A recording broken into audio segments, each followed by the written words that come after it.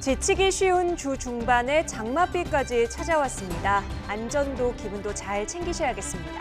수요일 뉴스나이트 시작합니다. 오늘의 주요 뉴스부터 보시겠습니다. 조국 민정수석의 법무부 장관 기용설이 나오며 정치권이 들썩이고 있습니다.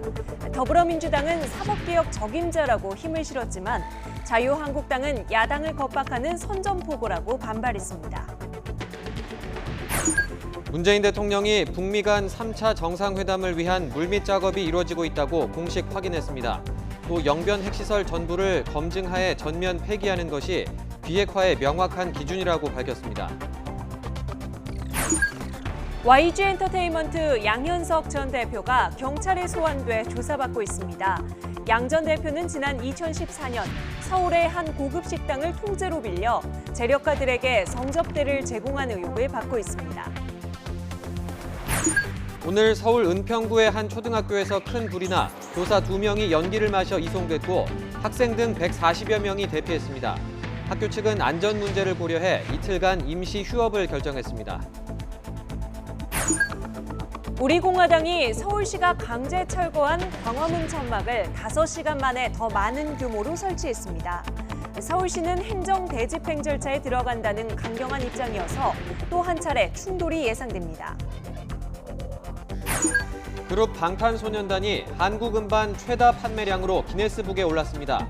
국내외에서 앨범 340만 장이 팔리며 24년 만에 가수 김건모의 330만 장을 앞지르고 새로운 기록을 세웠습니다. 본격적인 여름 장마가 시작되며 제주도와 남해안에는 최고 200mm가 넘는 국지성 호우가 쏟아졌습니다. 이번 비는 일단 내일 그쳤다가 주말에 돌풍과 벼락을 동반해 다시 내릴 전망입니다. 정부가 이르면 다음 달 개각을 단행할 전망입니다.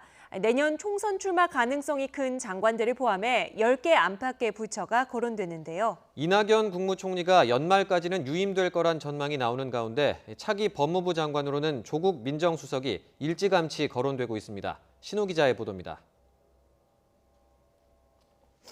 일러야 다음 달 하순 이뤄질 개각을 앞두고 조국 민정수석의 법무부 장관 기용설이 부각됐습니다.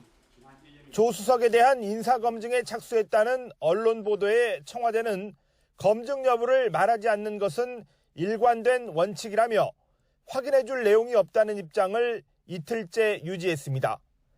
민정수석 역할이 끝나면 학교로 돌아가겠다던 조 수석도 아무런 언급을 내놓지 않았습니다. 조 수석이 자리를 옮기면 다음 민정수석에는 신현수 전 국정원 기조실장이 유력한 것으로 알려졌습니다. 문 대통령은 내년 총선을 앞두고 국회의원 출신 장관들을 여당으로 돌려보내는 인사를 포함해 10명 안팎의 장관 교체를 단행할 것으로 보입니다. 이낙연 국무총리와 김현미 국토부 장관, 강경화 외교부 장관의 거취에 가장 큰 관심이 쏠리는데 이 세 사람은 일단 다음 달 개각에는 포함되지 않고 연말에 교체될 전망입니다.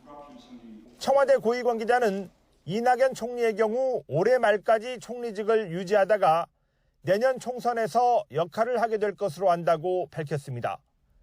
유은혜, 이계호, 진선미, 유영민 장관은 민주당으로 돌아갈 것으로 보이고 2년 가까이 자리를 지킨 박상기, 박능우 장관과 초종구 금융위원장은 교체 가능성이 큽니다. 김상조 정책실장이 자리를 비운 공정거래위원장도 조만간 지명됩니다. 조국 법무부 장관 기용은 성사된다면 이번 인사에서 뚜렷한 상징성을 갖는 카드가 될 텐데 이 발표까지 한 달 이상 남은 상황에서 너무 일찍 후보로 노출된 것이 변수가 될 것 같습니다. YTN 신호입니다. 또다시 조국 수석의 정치권이 들썩이고 있습니다.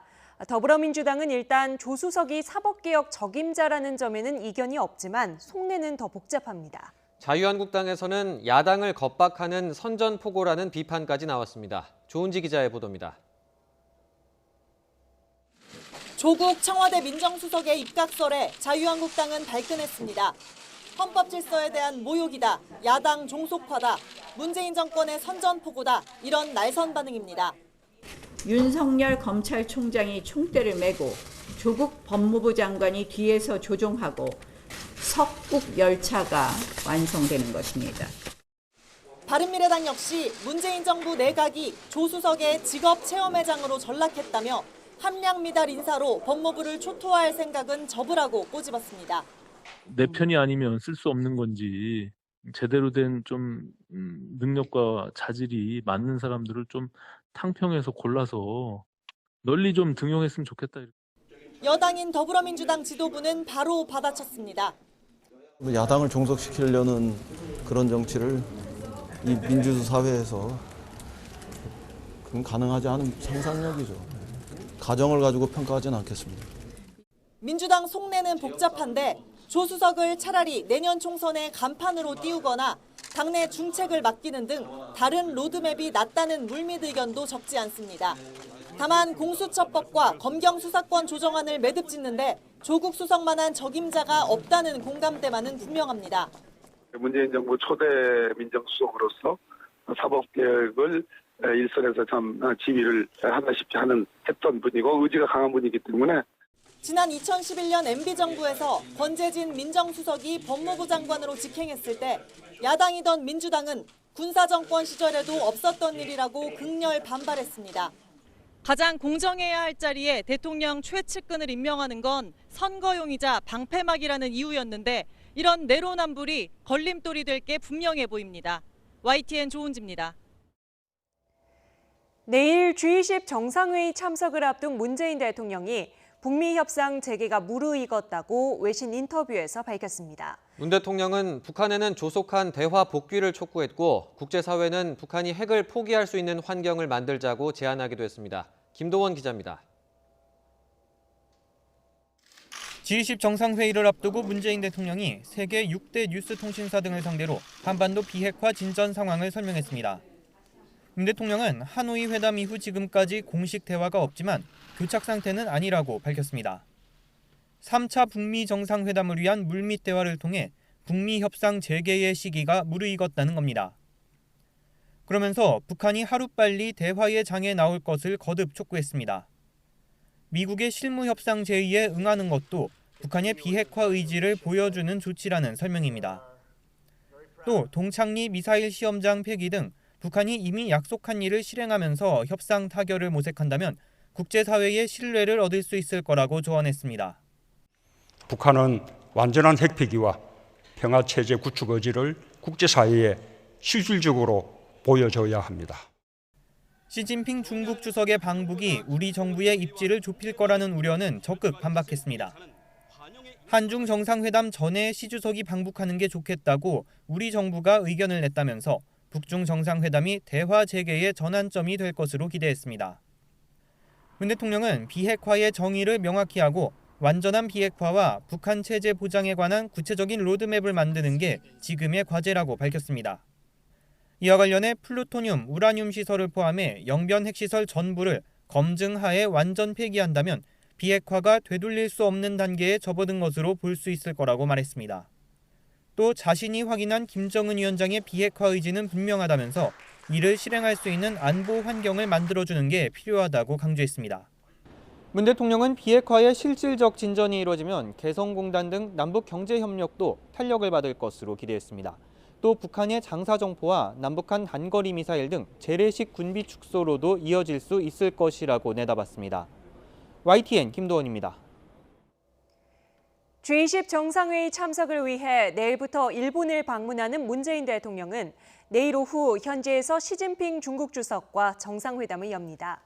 이번 한중 정상회담에서 문 대통령은 지난 20일 있었던 시 주석의 방북 결과에 대한 설명을 듣고 한반도 비핵화와 평화체제 구축을 위한 중국의 협력을 당부할 계획입니다. 모레밤에는 블라디미르 푸틴 러시아 대통령과 정상회담을 열어 지난 4월 블라디보스토크에서 열린 북러 정상회담의 결과를 공유하고 북한 비핵화 방안을 논의합니다. 이렇게 문재인 대통령의 G20 정상회담 일정은 한반도 문제에 방점이 찍혀 있는데요.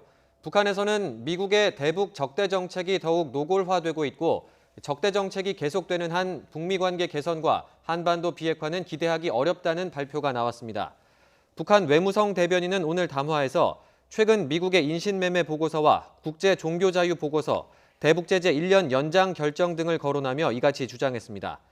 또 북한 경제의 80% 이상이 제재를 받고 있다는 폼페이오 미 국무장관의 발언을 언급하며 이는 싱가포르 북미 정상회담의 공동 성명에 대한 정면 도전이고 대북 적대 행위의 극치라고 비난했습니다.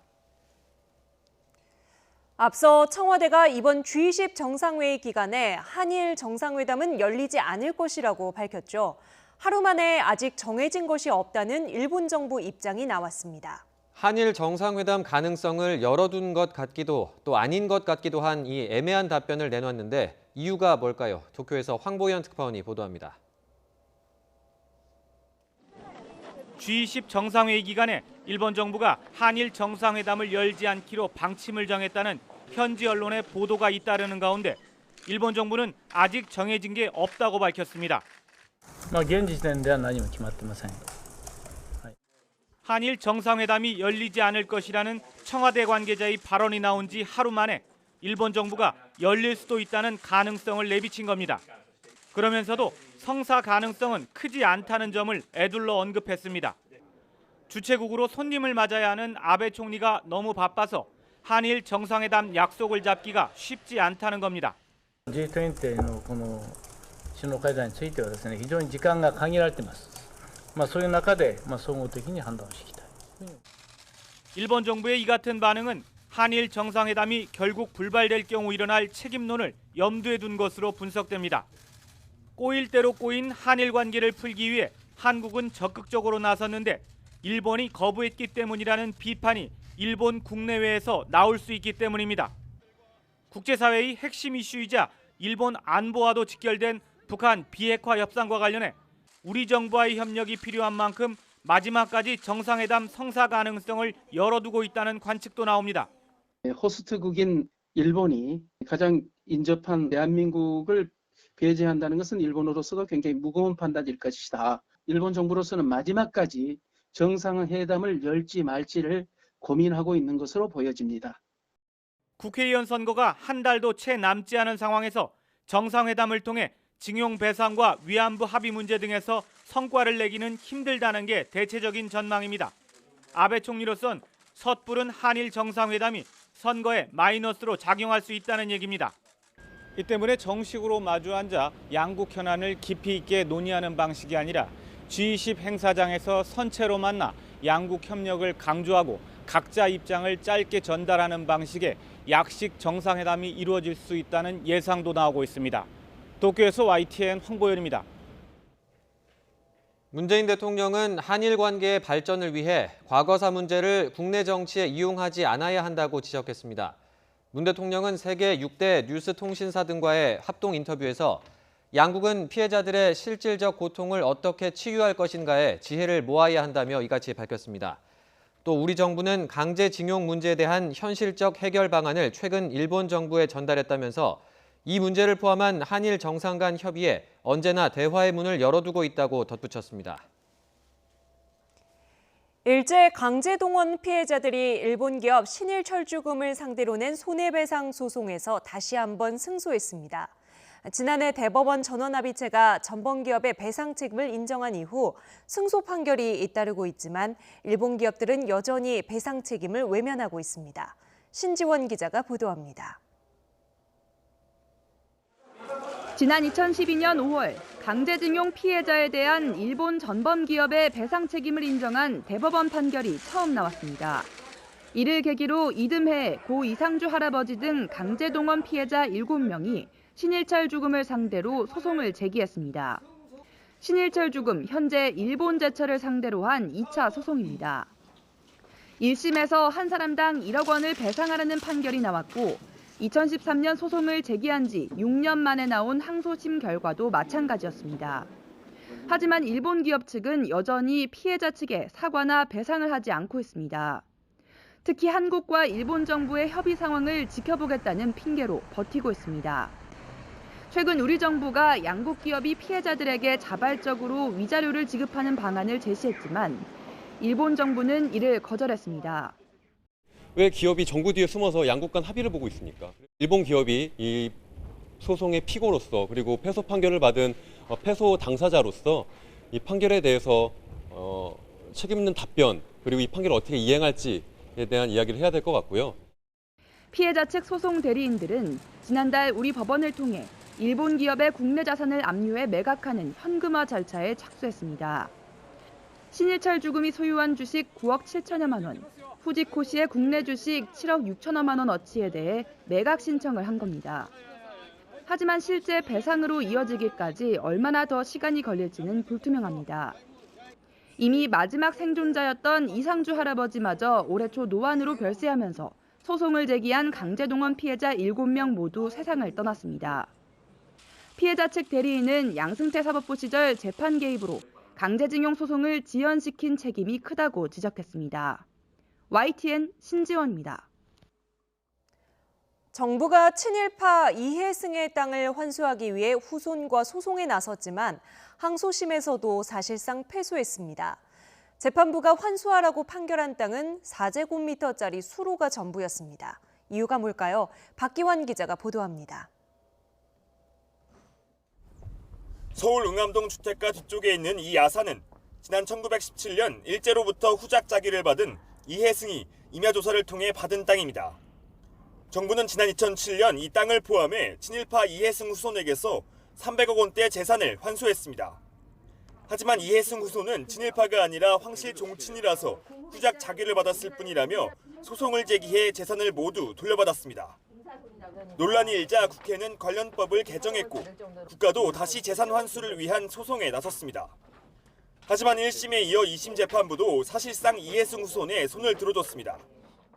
138필지 가운데 단 한 필지, 그나마도 4제곱미터짜리 수로만 국가에 반납하라고 판결한 겁니다.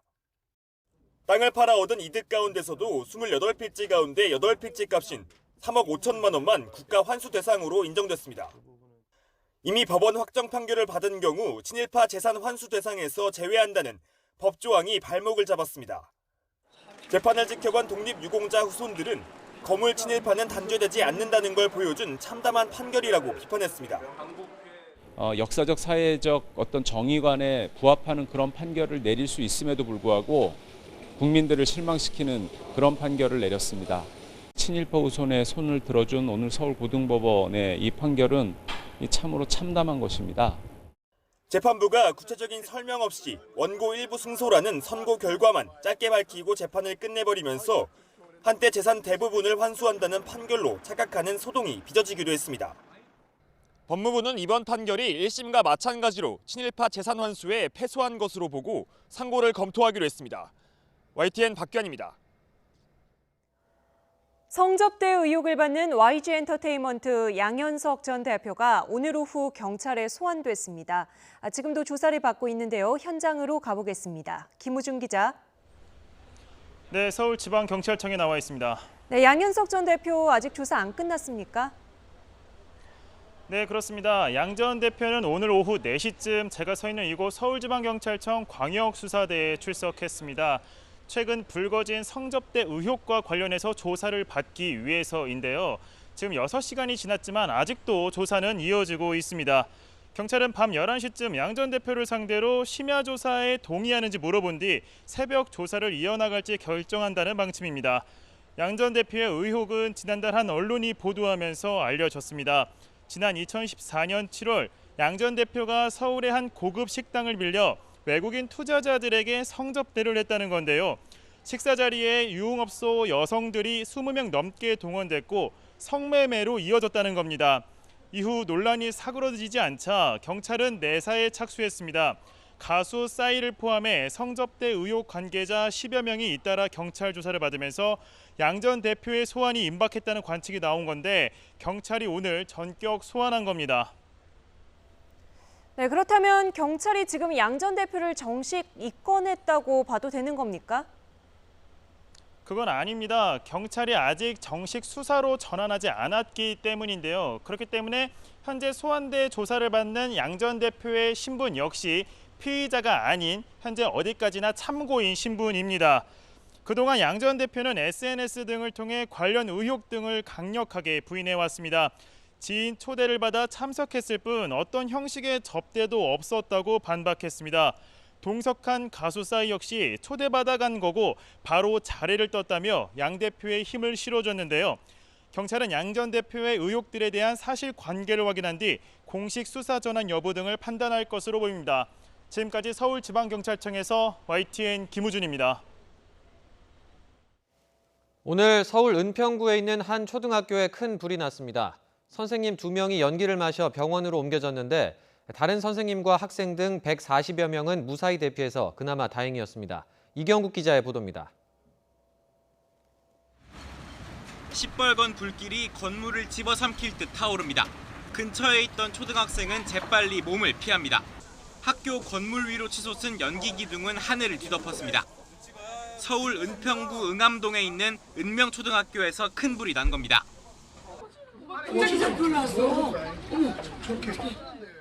불이 난 건 오후 4시쯤. 당시 학교 안에서는 방과 후 학교 수업이 진행 중이었습니다. 초등학생 117명과 교사 30명, 바로 옆 병설유치원에도 원화 12명이 있었습니다. 교사 2명이 연기를 마셔 병원으로 옮겨졌지만 다른 학생과 교사 등 140여 명은 무사히 대피했습니다. 학부모들은 놀란 가슴을 쓸어내렸습니다. 너무 무섭다. 불이 너무 학교를 다 집어삼켰다. 불이 막 이러면서 계속 울음을 멈추지를 못하더라고요. 소방당국은 큰 인명피해를 우려해 담당 소방서 인력과 장비가 모두 출동하는 대응 1단계를 발령하기도 했습니다. 200명 가까운 소방대원과 장비 50여 대가 투입돼 1시간 반 만에 불길을 잡았습니다. 불은 학교 건물 1층 쪽에서 시작된 것으로 추정되는데 경찰과 소방당국 등은 조만간 정밀 감식을 통해 정확한 화재 원인을 파악할 방침입니다. 1층에서 화재가 발생했다라고 신고를 하였습니다. 그 자세한 사항은 이 현장이 종료되고 나서 정밀 점검을 해서 학교 측은 안전 문제 등을 고려해 이틀간 임시 휴업을 결정했습니다. YTN 이경국입니다. 서울시가 광화문 광장에 천막을 재설치한 우리공화당에 내일 오후 6시까지 천막을 철거하라고 통보했습니다. 박원순 시장이 직접 나서서 엄정 대응 방침을 밝혔는데 우리공화당 측도 물러서지 않고 있습니다. 나혜인 기자의 보도입니다.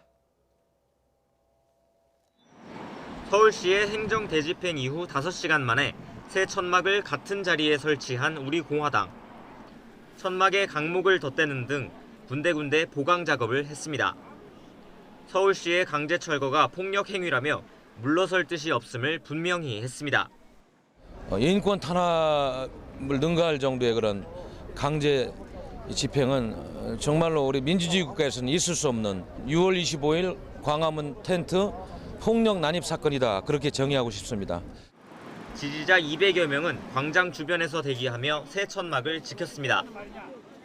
천막이 6개 들어섰고 이렇게 기다란 그늘막까지 쳐 있어 철거 이전보다 규모는 훨씬 커졌습니다.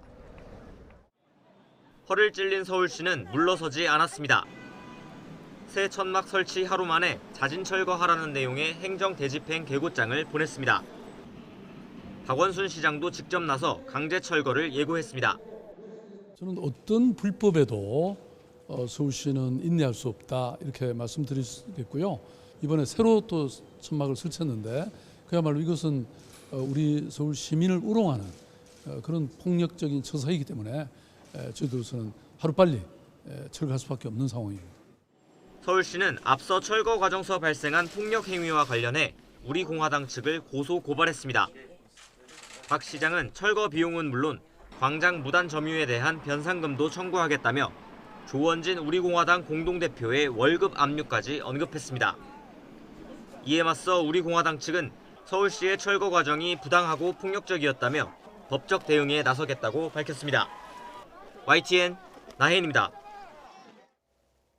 인천에 이어 붉은 수돗물 사태를 겪은 서울 물레동의 주민 일부가 피부병을 호소하고 있습니다.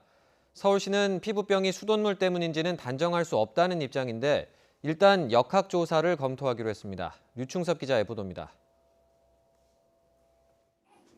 지난 19일부터 붉은 수돗물이 나온 서울 물레동 아파트입니다. 수돗물 대신 서울시가 제공한 아리수를 식수로 쓰고 있습니다. 처음보다 수돗물 탁도는 나아졌지만 정수 필터는 사용 이틀 만에 색깔이 붉게 변합니다.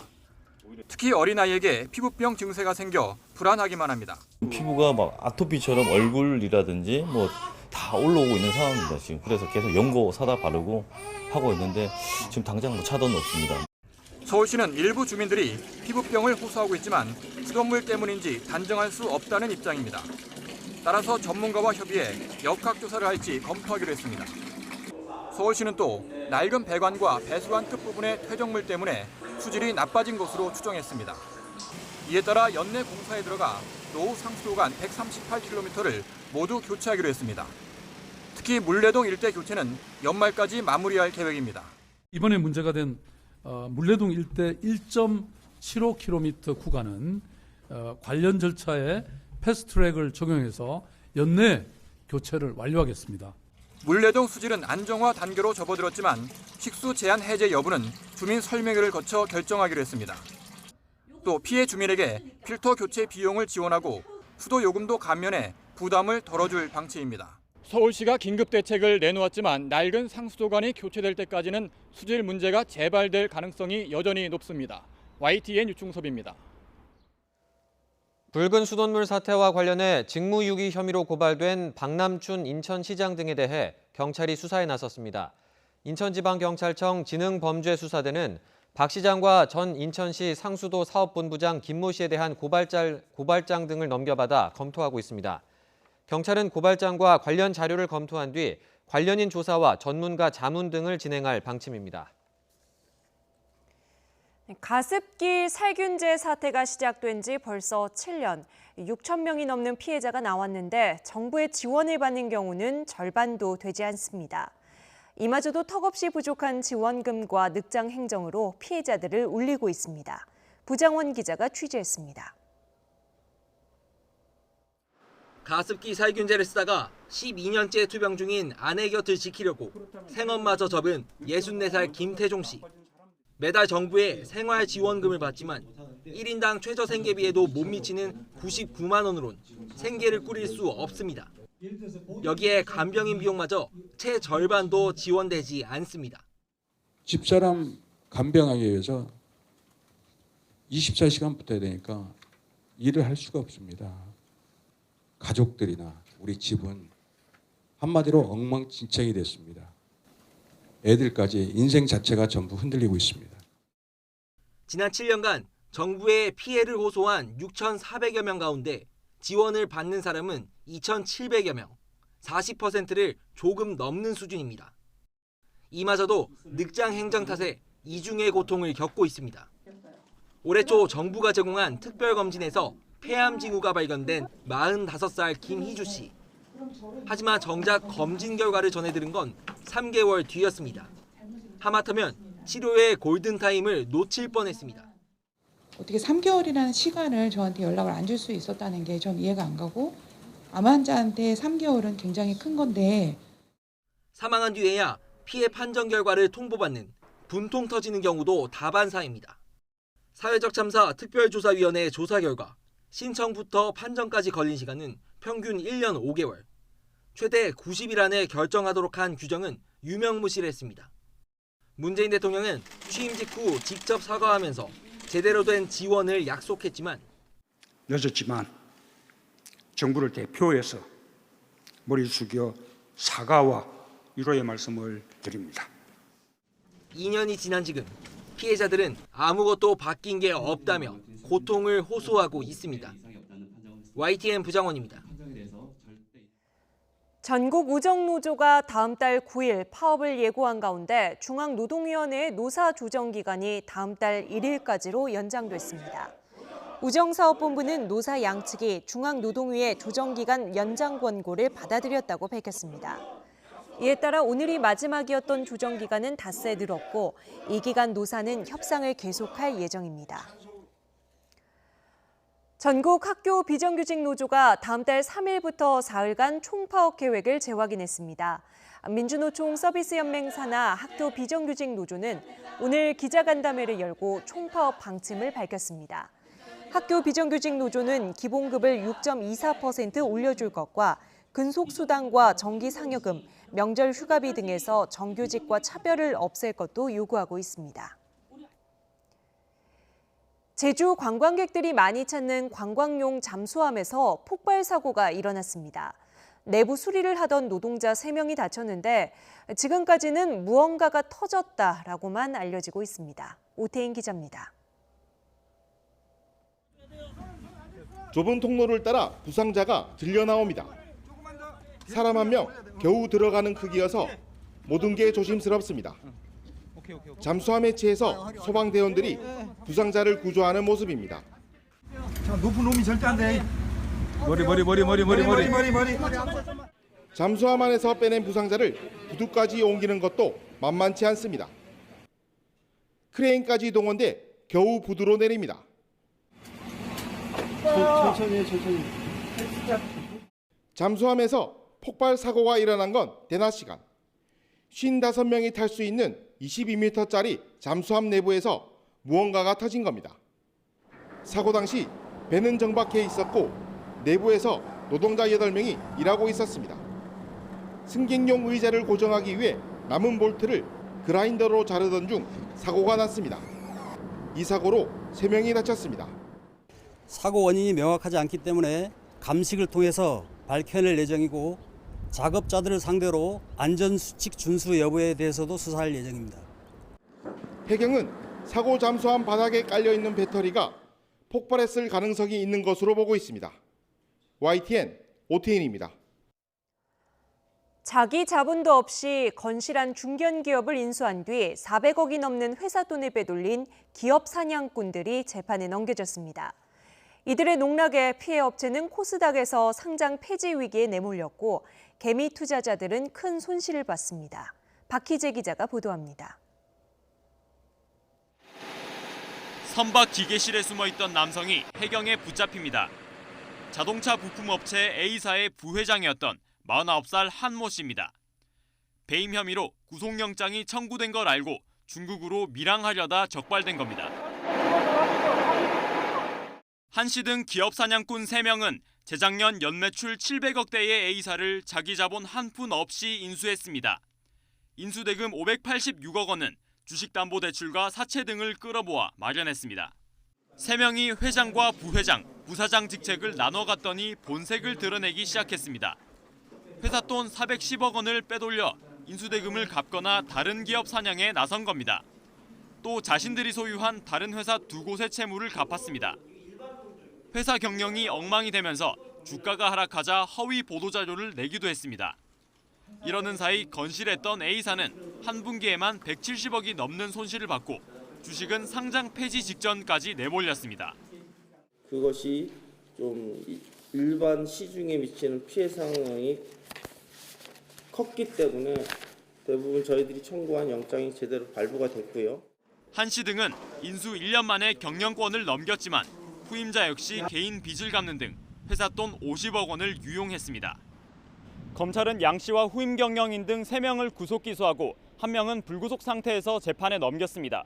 또 양 씨가 다른 코스닥 상장사를 상대로도 범행한 정황을 확인해 수사를 확대할 방침입니다.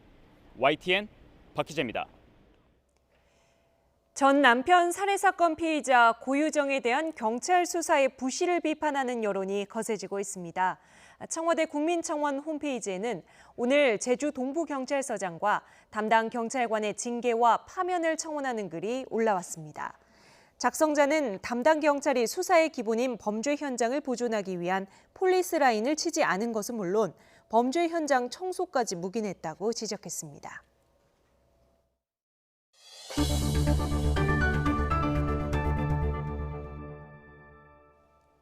전국에 동시에 장맛비가 내리며 올여름 장마가 본격 시작됐습니다. 제주도와 남해안에는 최고 200mm가 넘는 국지성 호우가 쏟아졌습니다. 김진두 기자의 보도입니다. 세찬 빗줄기가 쉴 새 없이 쏟아집니다. 제주도에 내린 올여름 첫 장맛비입니다. 평년보다 일주일 늦은 지각장마지만 제주도에 이어 남부와 중부까지 비가 확대됐습니다. 12년 만에 6월 전국 동시장마가 나타난 것입니다. 제주도와 남해안에 호우특보가 내려지는 등 첫 장맛비도 폭우를 동반했습니다. 제주도 삼각봉과 성판악에 200mm가 넘는 큰 비가 쏟아졌고 전남 완도에도 160mm가 넘는 호우가 기록됐습니다. 장마 전선을 밀어올리는 북태평양 고기압 세력이 약해서 장마 초중반까지 강한 비는 주로 남부와 제주도에 집중될 것으로 보입니다. 장마 전선은 밤사이 비를 조금 더 뿌린 뒤 먼 남해로 잠시 물러나겠습니다. 이후 주말쯤 다시 북상해 이번에도 전국에 장맛비를 내릴 전망입니다. 7월에도 장마 전선은 일본 부근 해상과 내륙을 오르내리면서 주기적으로 많은 비를 쏟아부을 것으로 보입니다. YTN 김인우입니다. 사우디아라비아의 실권자로 알려진 빈 살만 왕세자가 우리나라를 처음 방문해 문재인 대통령과 회담을 가졌습니다. 두 정상의 오찬에는 국내 4대 그룹 총수도 총출동해서 이른바 중동의 큰 손을 상대로 세일즈 외교를 펼쳤습니다. 임성호 기자입니다. 문재인 대통령과 무함마드 빈 살만 사우디 왕세자가 나란히 우리 군 의장대를 사열합니다. 처음 방한한 빈 살만 왕세자는 재작년 사우디 왕세자로 책봉됐습니다. 고령인 살만 현 국왕 대신 사우디의 모든 권력을 가졌다고 해서 미스터 에브리띵으로도 불립니다. 회담의 초점은 양국의 오랜 교류 협력 관계를 더욱 발전시키는 데 맞춰졌습니다. 양국은 기존의 건설, 에너지 분야를 넘어서 정보통신기술, 스마트 인프라 등 신산업 분야, 보건, 의료, 교육 등 민생과 직결된 분야 등으로 협력의 지평을 확대시켜 나가고 있습니다. في المملكة العربية السعودية لديها تجربة رائعة جدا مع كوريا الجنوبية في السابق نريد أن نكررها بشكل أفضل وأكبر لمصلحة البلدين. 석유화학과 선박, 친환경차와 수소경제, 로봇 등 다양한 분야에서 협력을 강화하기 위해 83억 달러, 약 10조 원에 달하는 양해각서 10건도 체결했습니다. 이어진 두 정상의 오찬에는 이재용 삼성전자 부회장과 정의선 현대차 수석 부회장, 최태원 SK 회장과 구광모 LG 회장 등 4대 대기업 총수도 총출동했습니다. 빈 살만 왕세자와 5G와 인공지능, 수소 전기차 등 미래차 분야의 협력 방안을 논의한 것으로 전해졌습니다. 문 대통령은 또 사우디 석유 대기업 아람코가 대주주인 정유기업 S-오일의 복합 석유화학 시설 준공식에 빈 살만 왕세자와 함께 참석했습니다. 사우디는 지난 2016년 석유 중심의 경제를 최첨단 산업 위주로 바꾸는 비전 2030을 수립하고 미, 중, 일, 인도와 함께 우리나라를 중점 협력국으로 지정했습니다. 정부는 빈 살만 왕세자의 이번 방한을 사우디를 포함한 중동 지역의 미래 산업 시장을 우리 기업이 선점하는 계기로 삼겠다는 구상입니다. YTN 임성호입니다. 400억대 스위스 예금 채권을 상속받고도 신고하지 않은 한진그룹 형제들에게 20억 원씩 벌금형이 선고됐습니다. 서울 남부지방법원은 조남호 한진중공업 홀딩스 회장과 조정호 메리츠금융지주 회장에게 각각 벌금 20억 원을 선고했습니다. 재판부는 이들이 5년간 신고 의무를 지키지 않았다며 죄질이 가볍지 않고 금액도 상당하다고 양형 이유를 밝혔습니다. 경찰이 남편 폭행 등의 혐의를 받는 조현아 전 대한항공 부사장을 검찰에 넘겼습니다. 서울 수서경찰서는 조 전 부사장을 남편 폭행과 상해 혐의로 검찰에 송치했습니다. 앞서 지난 2월 조 전 부사장과 이혼 소송 중이던 남편 A씨는 조 전 부사장이 목을 조르거나 태블릿 PC를 집어던져 자신에게 상해를 입혔고 쌍둥이 아들을 학대했다며 고소장을 제출했지만 조 전 부사장 측은 허위 주장이라고 반박했습니다. 자유한국당 황교안 대표의 외국인 임금 차별 발언이 국회 인사청문회장에서 다시 도마 위에 올랐습니다. 민주당은 황 대표의 발언이 정부 불신을 조장하는 가짜뉴스라고 비판했는데 한국당은 지나친 지적이라고 반박했습니다. 차정윤 기자입니다. 김현준 국세청장 후보자 인사청문회. 자유한국당 황교안 대표에게 난데없는 불똥이 튀었습니다. 더불어민주당이 황 대표가 외국인 근로자는 우리나라에 세금도 내지 않는다는 과거 외국인 차별 논란 발언을 꺼내들며 가짜뉴스라고 지적한 겁니다. 그러면 팩트가 아닌 거짓이네요. 맞습니까? 외국인 근로자도 세금을 신고하고 있습니다. 네. 자유한국당은 곧바로 당대표 엄호에 나섰습니다. 해당 발언은 외국인들이 한국에서 일하기 전에 세금을 내지 않았는데 국내외 동등하게 최저임금법을 적용해야 하느냐는 취지였다며 반박했습니다. 기본적으로 취지를 잘 모르고 말씀하신 것 같아요. 뭐 가짜 뉴스라든지 이런 말씀은 지나치신 것 같고요. 이 밖에도 국세청장 인사청문회는 후보자의 자질 논란보다는 정책 질의에 집중됐습니다. 여당은 상습적인 고액 체납과 탈세 문제에 대한 국세청의 엄중한 대응을 주문했고, 야당도 국세청이 정권의 호위무사가 되면 안 된다며 공평한 과세와 공정한 세무조사를 요구했습니다. 또 은닉재산에 대해서는 이제 사회행위 취소 소송을 하는 등 엄정하게 대응하겠습니다. 반쪽 국회에서 상임위 선별 복귀 방침을 세운 자유한국당은 교육위원회에 참석해 상산고 지정 취소 논란에 대한 맹공격을 펼쳤습니다. 굉장히 잘 운영이 되고 있는 상산고를 없애면 그런 기준으로 없애려고 다 없앤다고 하는 거거든요. 반면 행정안전위원회에는 한국당 참석 없이 법안 소위를 열고 소방관 국가직화 법안 등을 통과시켰다며 잇따라 항의했습니다. 가까스로 국회문이 열렸지만 한국당의 재협상 요구에 민주당이 본회의 강행 방침을 밝히면서 국회 정상화는 첩첩산중입니다. 중재를 자처한 바른미래당이 원포인트 원내대표 회동을 제안했지만 민주당과 한국당 모두 시큰둥한 반응이어서 당분간 국회 냉기류는 이어질 전망입니다. YTN 차정은입니다. 김현준 국세청장 후보자에 대한 국회 인사청문 경과 보고서가 채택됐습니다. 국회 기재위는 인사청문회를 통해 김 후보자를 검증한 결과 적격 의견으로 보고서를 채택했습니다. 보고서엔 후보자가 국세청장 직분에 요구되는 전문성과 역량을 갖췄다는 의견이 있었고 도덕성 측면에서도 뚜렷한 문제점이 없어 보인다는 평가가 담겼습니다. 자유한국당이 개최한 여성당원 행사에서 일부 여성당원들이 속옷 차림으로 엉덩이 춤을 춰서 논란이 일고 있습니다. 한국당은 각 지역 당원이 준비한 내용을 일일이 확인하지 못했다고 해명했지만 여성 존중 없는 여성 행사였다는 비난이 나옵니다. 최민기 기자의 보도입니다. 자유한국당 중앙여성위원회가 주최한 우먼 페스타란 이름의 여성당원 행사입니다. 성평등과 여성공천 확대를 위해 전국의 한국당 여성당원들이 모인 행사로 황교안 대표와 나경원 원내대표의 인사 발언이 끝난 뒤 각 지역 여성당원들이 준비한 경연이 이어졌습니다. 한창 분위기가 무르익을 무렵 갑자기 공연을 벌이던 여성당원들이 바지를 내리더니 속옷에 부착된 문구를 관중에게 보이며 엉덩이 춤을 추기 시작합니다. 문구는 한국당 승리. 공연을 관람한 황교안 대표는 멋진 공연이었다며 여성당원들을 칭찬했습니다.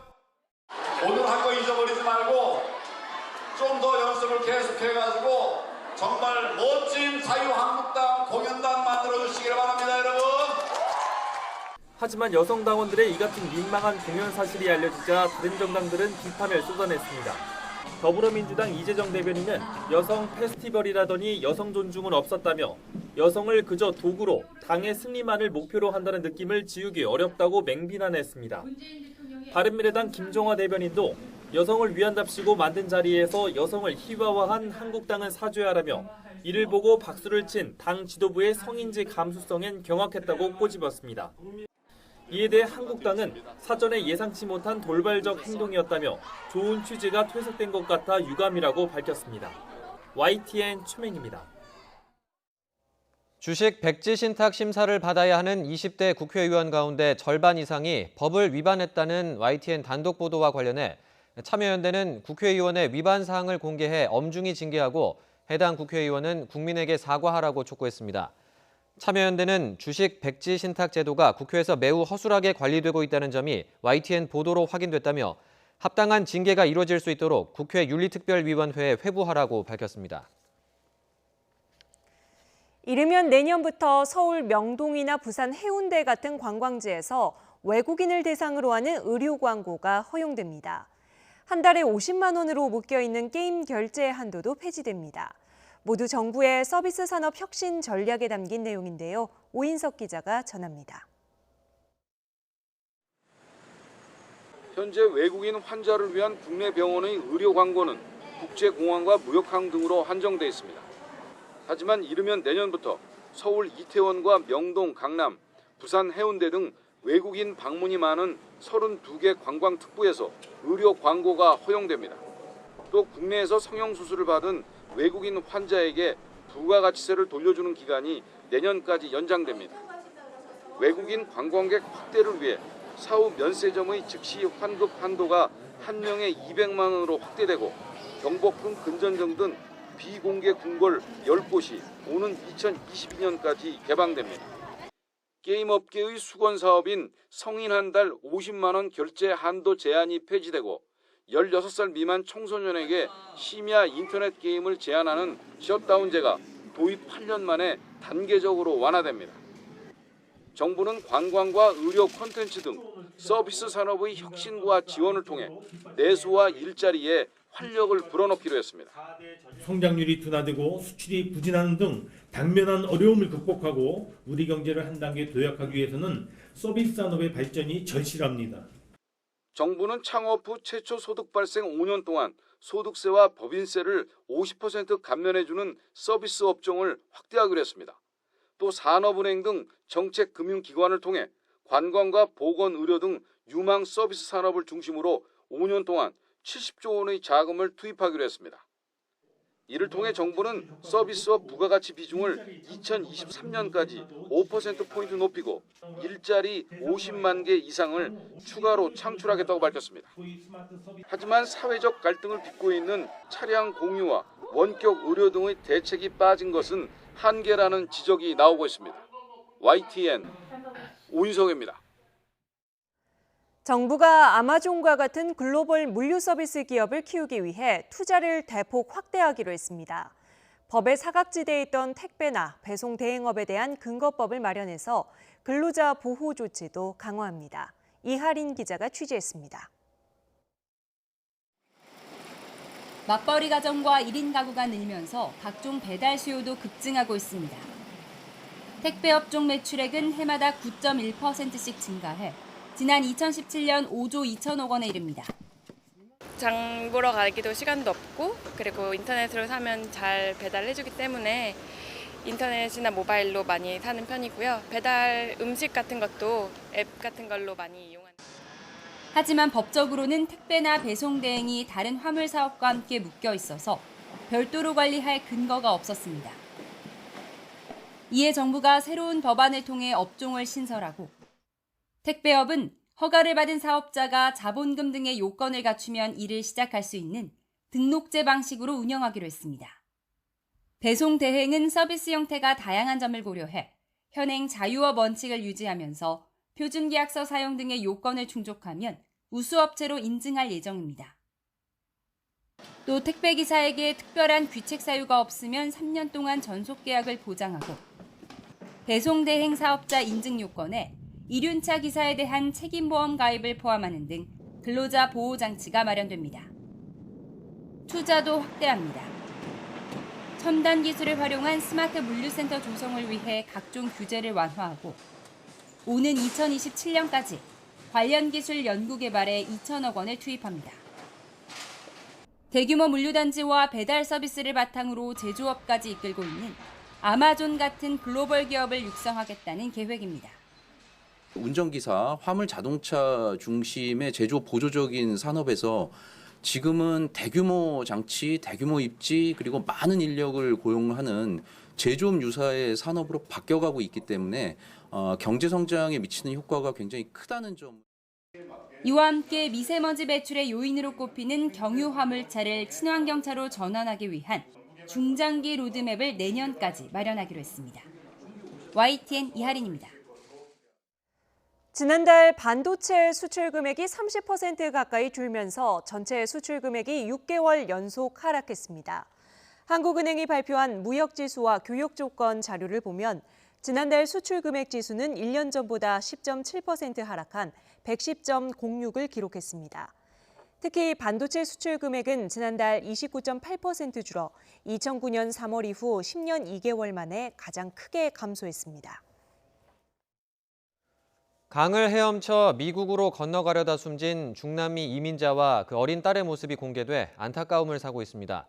미국과 멕시코 국경에서 벌어지고 있는 비극이 고스란히 드러났습니다. 박철원 기자의 보도입니다. 20대 남성과 아기가 강가에서 머리를 땅에 묻고 나란히 엎드려 숨져 있습니다. 비극의 주인공은 엘살바도르 출신의 25살 오스카르 라미레스와 그의 23개월 된 딸 발레리아입니다. 4월 초 엘살바도르를 떠난 이들 가족은 지난 23일 미국과 멕시코의 국경 지역인 리오그란데 강가에 도착했습니다. 먼저 딸 발레리아를 안고 강을 건넌 아빠가 건너편에 있는 아내를 데리러 다시 헤엄치기 시작했을 때 멀어지는 아빠를 본 어린 딸이 아빠를 부르며 다시 강으로 뛰어들었습니다. 놀란 아빠는 얼른 돌아와 딸을 붙들고 자신의 옷 속에 넣고 단단히 고정했지만 급물살은 이내 이들 부녀를 휩쓸어 갔습니다. 맞은편에서 이 장면을 지켜봐야 했던 아내이자 엄마는 눈물과 비명으로 당시 순간을 진술했다고 현지 경찰이 밝혔습니다. 급류 때문에 아무도 찾지 않는 곳이었지만 곧 잡힐 수 있다는 불안감이 이들 가족을 사지로 몰아넣었던 것으로 보입니다. Entonces no es una zona en donde las personas escojan para cruzar porque saben que son fácilmente capturables, ¿no? Sin embargo, en el entendido que Oscar y su familia iban llegando y que desconocían esta circunstancia, fue que tratan de cruzar en su desesperación. 부녀의 시신은 이튿날 아침 휩쓸려간 곳에서 수백 미터 떨어진 지역에서 발견됐습니다. 여전히 아빠 목에 팔을 감은 어린 딸의 모습은 마지막 순간까지 아빠를 놓치지 않으려 했음을 보여줬습니다. 한 이민자 인권운동가는 이 사진 한 장이 미국 입국자 수를 제한하는 트럼프 정권의 정책이 얼마나 위험한지를 그대로 보여준다고 지적했습니다. YTN 박철원입니다. 그룹 방탄소년단이 한국 음반 최다 판매량으로 기네스북에 올랐습니다. 온라인 음원을 주로 듣는 시대에 앨범 340만 장을 판매한 건데요. 가수 김건모 씨의 기록도 24년 만에 깨졌습니다. 박석영 기자의 보도입니다. 영국 기네스 월드 레코드 홈페이지에 실린 방탄소년단 기사입니다. 한국 음반 최다 판매량으로 새 역사를 썼다는 내용입니다. 기네스 측은 방탄소년단이 아미라는 거대한 팬층 덕에 소셜미디어 기록까지 보유하고 있다고 밝혔습니다. 그러면서 다음에는 또 어떤 기록을 세울지 기대된다고 전했습니다. 지난 4월 발매한 앨범 맵 오브 더 솔 페르소나는 국내와 해외에서 모두 339만 9천여 장이 팔렸습니다. 이번 기록은 무려 24년 만에 새로 나왔습니다. 이전 최고 기록은 지난 1995년 가수 김건모가 정규 3집 잘못된 만남으로 세운 330만 장입니다. 음악을 주로 온라인 스트리밍으로 듣는 음원 시대에 이룬 쾌거라 더 의미가 큽니다. 예전에 음반 중심의 시장에서 따진다면 한 1000만 장의 가치가 있을 겁니다. 방탄소년단의 상품성이라든가 팬덤의 규모가 엄청나다는 것을 반증해준 것이죠. 앨범 판매량 기록만큼이나 스트리밍 수와 다운로드 수도 대단합니다. 실제로 이 모든 것이 합산된 빌보드 앨범 차트에서 1위를 기록했고 10주 연속 진입에 성공하는 등 여전히 인기를 자랑하고 있습니다. 매일같이 놀라운 역사를 쓰는 방탄소년단. 이제 새로운 기록은 자신과의 싸움이 됐습니다. YTN 박서경입니다. 승용차에 부탄가스를 싣고 서울 광화문 주한 미국 대사관으로 돌진했던 40살 박모 씨에 대해 경찰이 구속영장을 신청했습니다. 박 씨는 어제 오후 5시 50분쯤 렌터카를 몰고 미 대사관 정문을 들이받은 혐의로 경찰에 체포됐습니다. 당시 다친 사람은 없었지만 차 안에서는 인화성 물질과 함께 부탄가스 20여 개가 발견됐습니다.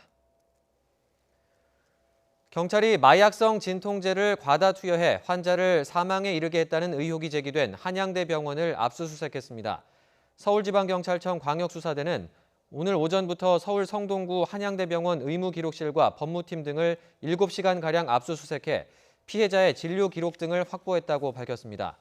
경찰은 확보한 피해자 진료 기록을 토대로 사고 당시 의료진의 과실이 있었는지 등을 감식할 계획이라고 설명했습니다.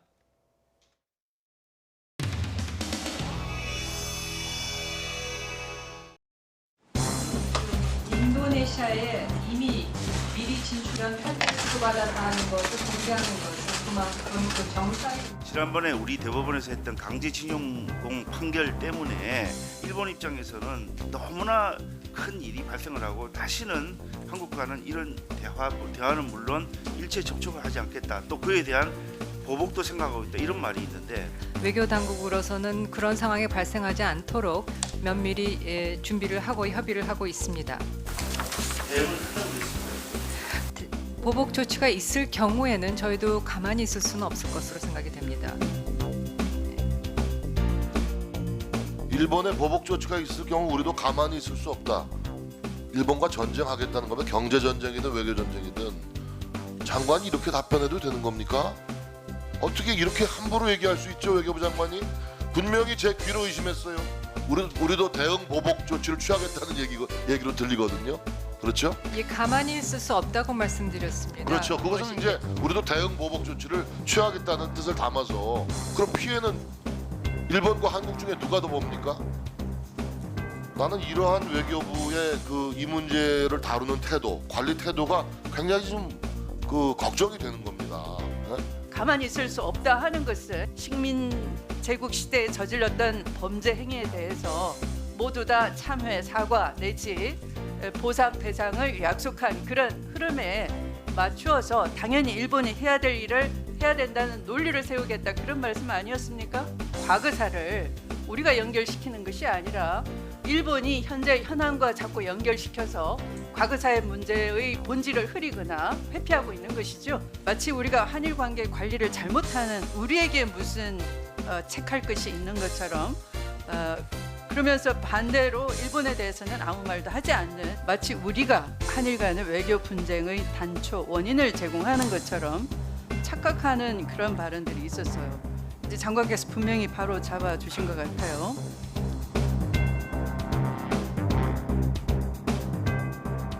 내가 바보다.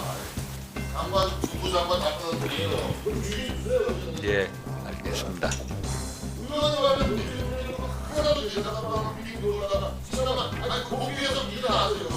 회의 좀 합시다. 예. 위원장님께서는 회의 진행하실 때 이 국민이 다 보고 계시는데 우리 위원님들 가운데 우리 교육에도 좋지 않아요. 그래서 예. 그런 것은 제지를 좀 해주시기 바랍니다. 듣기가 아주 민망합니다. 질의해 주시기 바랍니다. 네. 양국 간 협의의 사전 조치로서 의미가 있다 이렇게 평가를 하고 있는 것도 그러니까 사실입니다. 그래서 네, 알겠습니다, 장관님. 예. 네. 5G 네트워크의 그 구축이 중요하고 주한미국 대사가 그만. 예. 주한미국 대사가.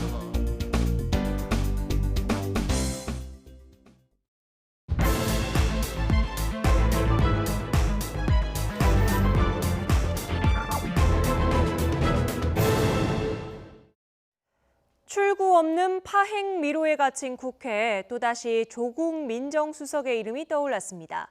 문재인 대통령이 곧 10명 안팎의 개각을 단행할 전망인데요. 조국 수석이 법무부 장관에 기용될 것이라는 언론 보도가 먼저 나오면서 당장의 야당 반발을 불러오고 있습니다. 나이트 포커스 오늘은 김영준 명지대 교수, 강희용 한양대 특임 교수 나오셨습니다. 안녕하세요. 네, 안녕하세요. 네, 주제와 영상부터 보겠습니다.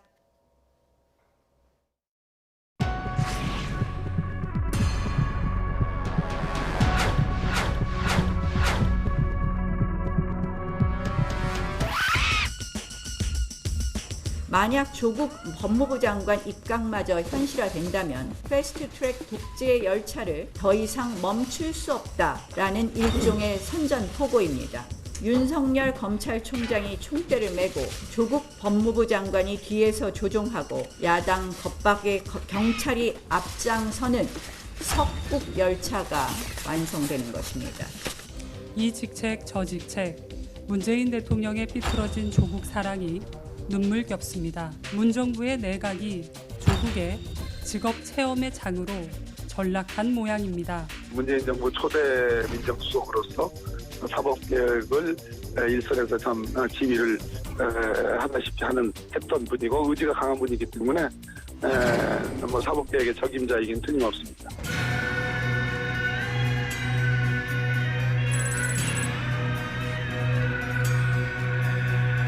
대통령의 지명 철회를 촉구합니다. 공정한 법 집행을 해야 할 법무부 장관 자리에 자신의 최측근인 민정수석을 기용한 최초의 사례이자 최악의 측근 인사, 회전문 인사이기 때문에 그렇습니다.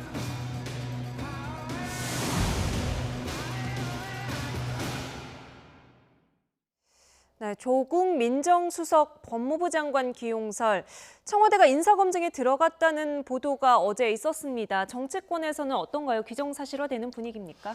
일단 중요한 것은 청와대의 반응인데요. 청와대에서는 일단 부인하지 않고 있습니다. 네. 부인하지 않고 있다는 것은 보통 인사검증은 비공개로 이루어지고 거기에 대해서 가타부터 얘기하지 않기 때문에 부인하지 않는 것 자체가 사실을 긍정하고 있다 이렇게 보여지기 때문에 네. 기정사실로 받아들이는 분위기고요. 무엇보다도 야권이 일단 격렬한 반응을 보임으로써 이 사안 자체를 사실상 기정사실화하고 있는 것 같아 보입니다. 네. 그래서 주장하는 바는 뭐 민정수석이 어떻게 그러니까 즉 참모가 국무위원으로 법무부 장관으로 어떻게 바로 갈 수 있느냐라는 부분이 하나 있고 또 한 가지는 내용적으로는 패스트트랙을 주도했던 이 주동자가 또 결국은 법무부 장관, 법의 집행자로 간다고 하는 것은 사실상 야당과 대화를 하지 않겠다는 거 아니냐 이런 네. 부분이 있고요. 그다음에 마지막 세 번째는 회전문 인사 아니냐 이런 논란으로 이제 또 끌고 들어가려고 하는 이런 분위기가 있습니다. 그러나 정작 왜 네. 문재인 대통령께서 조국 수석을 임명했을까? 이 부분에 대한 논의는 사실 있지 않습니다. 그래서 네. 앞으로 논의되는 과정에서는 오히려 왜 조국인가에 네. 대한 부분이 좀 더 논의가 되고 토론이 돼야 될 것으로 보입니다. 네, 그 부분도 뭐 짚어보도록 하죠. 일단 청와대는 말씀하신 네. 것처럼 긍정도 아니지만 부정도 안 하고 있는 상황인데 여론을 좀 보고 있다 이렇게 봐야겠습니까? 민심의 향배를 보겠죠. 근데 조금 전에 우리 이용섭 대변인 시절에 네. 8년 전 얘기인데요. 거의 정확하게 지금 판박입니다. 그 당시 이명박 정부 시절이었었는데 똑같았어요. 서울중앙지검장을 검찰청장으로 임명하고 네. 당시 이제 권재진 민정수석을 법무부 장관으로 이제 임명하려고 했는데요. 그 당시에 2011년 8년 전 7월 달에 민주당이 야당이었었는데 긴급 의총을 합니다. 네. 그리고 결의문을 발표를 하는데요. 내용은 그렇습니다. 민정수석이 곧바로 법무부 장관에 임명된 것은 군사정권 시절에도 없었던 일이라고 강력하게 네. 비판을 했어요. 대통령이 사법개혁에 관련된 의지가 강하다는 건 다 압니다. 네. 그리고 조국 민정수석이 사법개혁에 대한 구상이라든지 더 나아가서 적임자라는 것에 대해서는 다 동의를 하죠. 근데 문제는 뭐냐면 구시대의 잘못된 관행을 과감히 척결하겠다는 게 대통령 취임사에 나옵니다. 네. 그러면 8년 전에 야당이었을 때 이 부분에 대해서 강력하게 비판을 했다고 한다면 그 부분도 한 번은 현 정부가 그 당시의 상황을 다시 한번 점검을 할 필요가 있는데도 네. 불구하고 만약에 강행을 하면 두 가지 때문에 문제가 될 겁니다. 하나는 내년도가 총선이잖아요. 네. 그러니까 선거 관리의 공정성 문제가 과연 담보될 수 있느냐는 문제와 두 번째는 결국은 검찰을 장악하려고 하는 것이 아니냐. 이러한 것들을 어떻게 이제 불씨시키느냐가 네. 가장 중요한 앞으로의 변수가 될 거라고 저는 봅니다. 네, 그 부분은 뭐 지금 민주당에서도 청와대에서도 부담으로 여기고 네. 있을 것 같은 부분인데요. 일단 방금 말씀하셨던 고 2011년 당시에 이제 문재인 당시 노무현 재단 이사장 자격으로 계셨었는데 그때 이런 논란에 대해서 본인도 참여정부 때 민정수석에서 법무부 장관으로 가려다가 못 간 예. 전례가 있어서 다만 그때 말씀하셨던 게 민정수석이라도 검찰 중립을 위해서 노력한 사람이라면 못 갈 이유는 없다. 다만 권재진 당시에 권재진 민정수석을 네. 반대하는 이유는 검찰에 대한 장악, 우려 이런 부분도 있기 때문에 그랬다. 그리고 실제로 그것이 2012년 대선까지 이어집니다. 네. 권재진 장관이 그 당시에 국정원 댓글이라든가 여러 가지 사건들이 있었음에도 불구하고 실제로 검찰이 엄정하게 혹은 공정하게 정치적 중립성을 띠면서 수사를 했느냐 그렇지 못했거든요. 그 우려가 현실로 나타난 것이죠. 예, 지금 뭐 잠시 뒤에 하려고 준비해뒀던 이야기를 두 분이 초반부터 다 풀어주셔가지고요. 자, 일단 맨 처음에 말씀하셨던 부분, 왜 조국인가? 또 야권에서 보면 왜 또 조국인가 이렇게 질문을 할 법도 해요. 키워드는 사법개혁이라는 얘기 아까 미리 해주셨는데 사법개혁 다른 사람은 할 수 없습니까? 글쎄요. 일단은 대통령께서 이번에 이제 일종의 사정 라인이라고 해서 법무부 장관 전에 이제 검찰총장에 대해서 임명을 했고 윤석열 검찰총장 후보자에 대해서는 뭐 기수 파괴라든가 여러 가지 의미가 부여됐지만 실질적으로 내용은 검찰 개혁이다. 검찰 개혁의 최고 적임자로서 여러 가지 수를 두고 있는 것이죠. 네. 그래서 사실상 지금의 어떤 검경수사권 조정이라든가 고위 공직자 비리 수사처에 반대하는 일부 기류에 대해서 검찰 지도부에 해당하는 그 부분에 대해서 일정하게 기수를 이제 은퇴시키는 네. 이런 효과도 있는 것이고요. 그리고 또 한 가지는 이 법무부 장관, 민정수석, 그다음에 검찰총장 이 세 개의 어떤 사정 라인에 대해서 새로운 인물들을 이제 배치시키고 네. 그 부분에 대해서 대통령의 검찰 개혁, 그다음에 권력기관에 대한 개혁 의지를 잘 알고 네. 그다음에 그 부분에 대해서 그동안에 보여줬던 역할들에 대한 평가가 있었을 것이라고 보여집니다. 그래서 윤석열은 중앙지검장으로서의 어떤 역할들이 있었을 것이고 네. 민정수석으로서 조국 수석에 대해서는 검찰과 관계에 있어서 어떤 관여한다거나 과거처럼 검찰을 쥐락펴락하려고 하지 않았던 부분들에 대해서 분명히 평가가 있었을 것이라고 보여집니다. 그런 점에서 네. 검찰 개혁의 어떤 시기가 도래했고 이 부분에 대해서 이뤄낼 수 있는 적임자로서 평가하고 있다 이렇게 보여집니다. 네. 지금 화면에 비검찰 출신의 결단력 있는 조국 교수가 법무부 장관 하는 게 어떻겠나. 이게 문재인 대통령이 2011년에 이제 본인 출간하는 책 토크 콘서트에서 사회를 보던 이제 당시 조국 교수에게 했던 말이에요. 그러니까 상당히 오래 전부터 사법개혁의 적임자로 좀 점 찍어뒀던 것 같은데. 근데 저 말 속에는요. 예. 제가 판단하기에는 맞아요. 그런데 처음부터 법무부 장관을 임명했으면 맞는 거예요. 근데 민정수석이라는 데를 갔잖아요. 네. 가고 나서 저렇게 얘기를 하니까 이게 좀 설득력이 떨어지는데요. 네. 아까 지적하신 거와 마찬가지로 그 사법개혁은 꼭 조국 수석이 해야 되느냐라는 데 문제 제기를 지금 제기하는 건데 저는 어떻게 보냐면 사법개혁은 이제는 국회로 넘어간 거예요. 더 이상 법무부 장관이라든지 민정수석이 할 수 있는 영역이 아니에요. 왜냐하면 처음에 그 안을 만들 때까지는 민정수석이 나름대로 역할을 했을지는 모르지만 네. 이제는 이거 전부 다 패스트 트랙을 지정돼가지고 국회 내에서 이루어지는 거를 꼭 법무부 장관이 한다고 해서 사법개혁 의지가 조국 수석이 간다고 해서 이게 관철될 수 있을까? 그게 첫 번째 이제 패착이라고 볼 수가 있는 겁니다. 국회 파행 사태가 너무 뻔해서 그런 거 아닐까요? 아니죠. 그거는 파행 사태가 있다 하더라도 문제 푸는 거는 집권 여당이 푸는 것이고 사법개혁위원장이 어떻게든 간에 이 문제를 풀어가는 것이 되는 것이지 법무부 장관이 그 부분에 대해서 할 수 있는 역할은 굉장히 제한적이기 때문에 제가 이제 우려하는 거는 뭐냐면 오히려 조국 민정수석을 법무부 장관으로 임명하는 것 자체가 사법개혁을 더 어렵게 할 수도 있다는 거죠. 그러니까 계속해서 야당의 반발을 네. 가져올 수 있는 부분들이 있기 때문에 이 부분은 한번 좀 더 신중하게 생각할 필요가 있지 않나라는 생각을 하게 됩니다. 네, 야당의 반발 부분을 청와대가 좀 미리 우려할 필요가 있다는 말씀인데 지금 당장 정치권에서 나오는 반응들을 먼저 보고 오겠습니다. 보수 야권의 반응 먼저 보지요. 이런 이야기가 나온다는 것 자체가 한마디로 대한민국 헌법 질서에 대한 모욕입니다. 패스트트랙 독재의 열차를 더 이상 멈출 수 없다라는 일종의 선전포고입니다. 윤석열 검찰총장이 총대를 메고 조국 법무부 장관이 뒤에서 조종하고 야당 겁박에 경찰이 앞장서는 석국 열차가 완성되는 것입니다. 제가 보기에 청와대가 결국 원하는 것은 국회 정상화가 아니라 야당 종속화입니다. 편이 아니면 쓸 수 없는 건지 제대로 된 좀 능력과 자질이 맞는 사람들을 좀 탕평해서 골라서 널리 좀 등용했으면 좋겠다. 네, 윤석열의 석, 조국의 국을 따서 석국 열차라는 말까지 지금 야당에서는 나왔습니다. 교수님 말씀해 주신 것처럼 그동안 조국 퇴진을 계속해서 요구를 해왔잖아요. 그러니까 장관 임명도 받아들일 수 없을 뿐더러 장관으로 앉는다 하더라도 앞으로 사법개혁 작업을 도와줄 것 같지 않거든요. 사실은 이제 그런 부분까지 감안하지 않았나 싶습니다. 그 청와대에서는 만약에 실제로 이제 임명을 한다고 했을 때는 그런 부분. 즉 뭐냐면 야당이 사실은 협조할 것을 협조해주고 그다음에 반대할 것을 반대하는 그런 야당이었다면 네. 야당의 목소리, 야당의 입장, 야당의 태도에 대해서 주의를 기울였을 것입니다. 그러나 그렇지 않았고요. 어떤 경우든지 매번 반대를 해왔기 때문에 사실상 이 부분에 대해서만큼은 그것을 야당의 입장을 굳이 반영할 이유는 없었을 것이다 이렇게 보여집니다. 또 한 네. 가지는 뭐냐면 지금 이제 나경원 원내대표께서 뭐 석국 열차니 뭐 이런 신조 얘기를 자꾸 하시는데 지금 저렇게 한가할 때가 아니지 않습니까? 국회 정상화 한 지 2시간 만에 파기가 되었고 네. 본인의 리더십이 크게 타격을 받은 상태에서 오히려 조국 수석 사법에 대한 법무부 장관 임명설이 본인을 살려준 면도 있습니다. 뭐 이거는 차치하더라도요.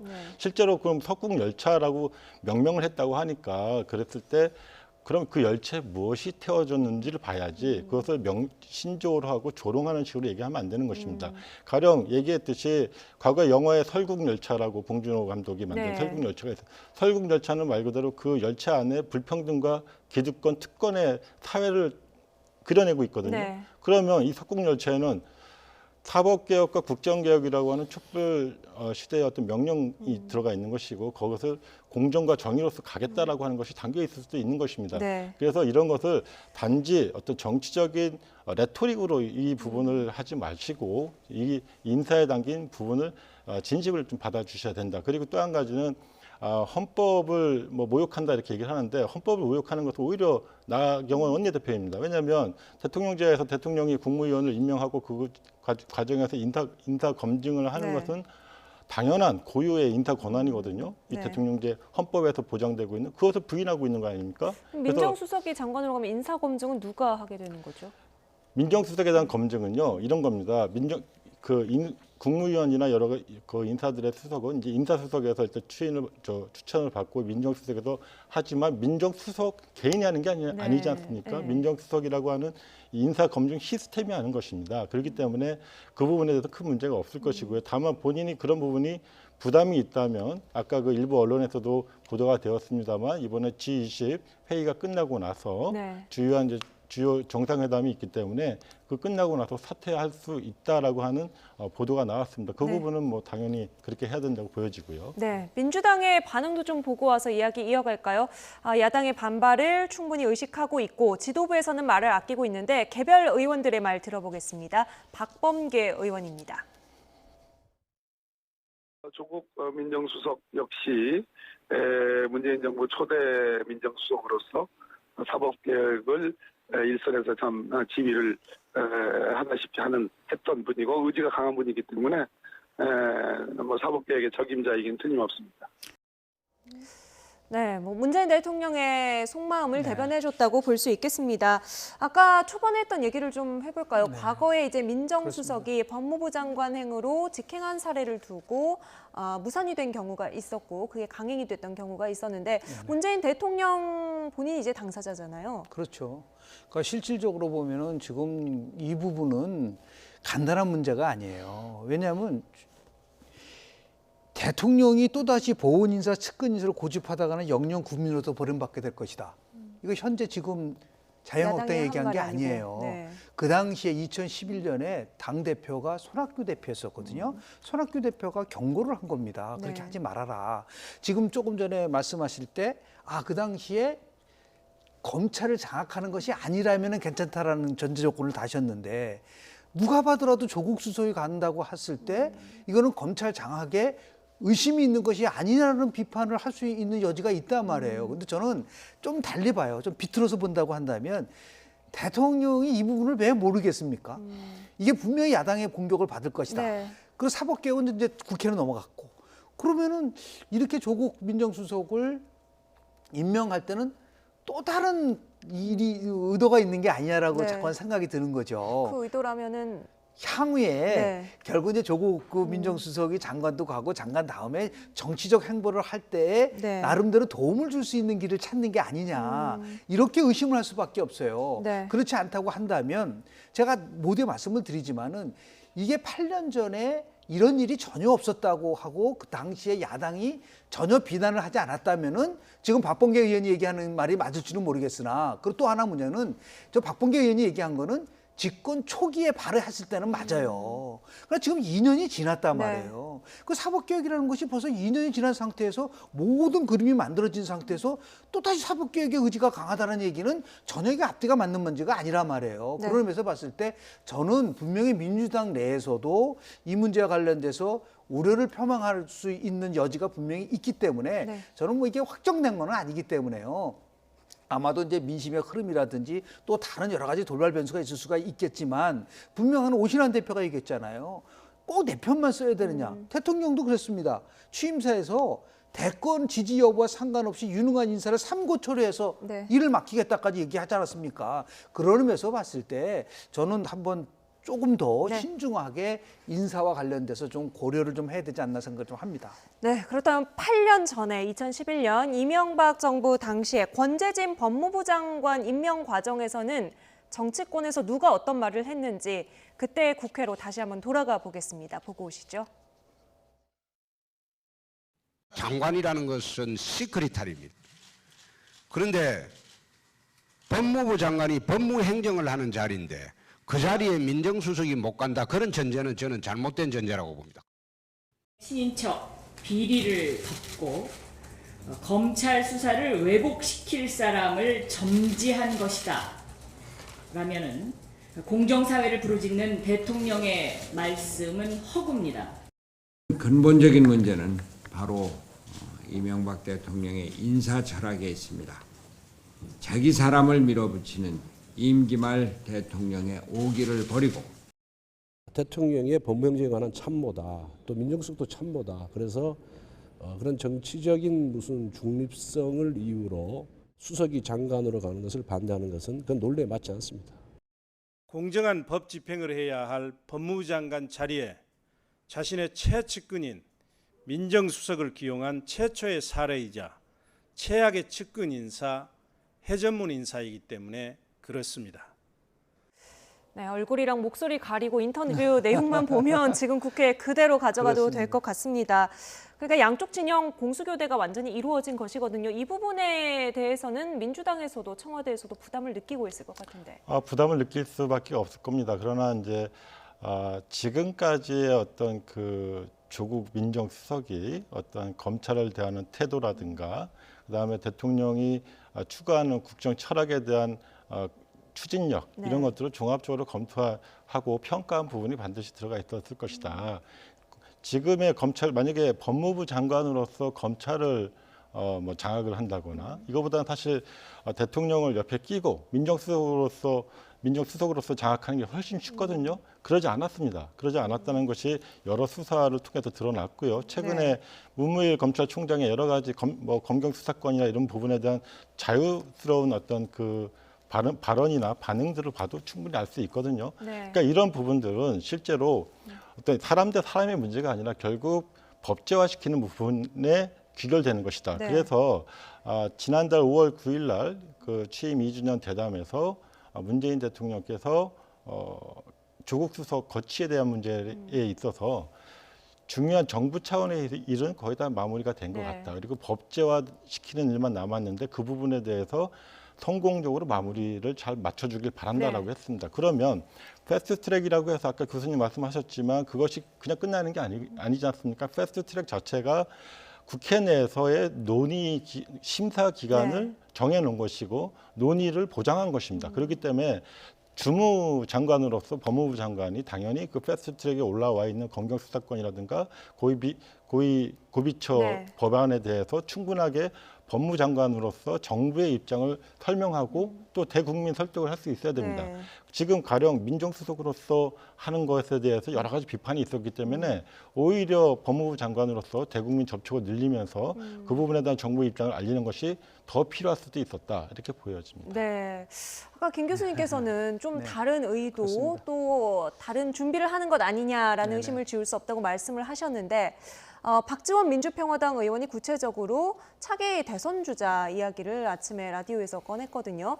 민주당과 청와대에서 이런 생각을 하고 있는 것 같다. 뭐 가능성은 그럴 수도 있죠. 근데 예. 제가 이제 지적하는 거는 뭐 두 가지입니다. 하나는 뭐냐면 우리가 이제 현 정부는 이전 정부와 다르다는 얘기를 수없이 해왔어요. 네. 그리고 나라다운 나라 만들고 적폐를 청산한다는 얘기를 했다고 한다면 최소한도 이전 정부의 잘못을 그렇게 신랄하게 비판한 거는 따르지 말아야 된다는 것이 저는 일반 국민들에게 공감대를 줄 수 있는 부분들이 있는 거고요. 또 하나는 조현옥 인사수석은 거의 경질성으로 해가지고 물러났습니다. 네.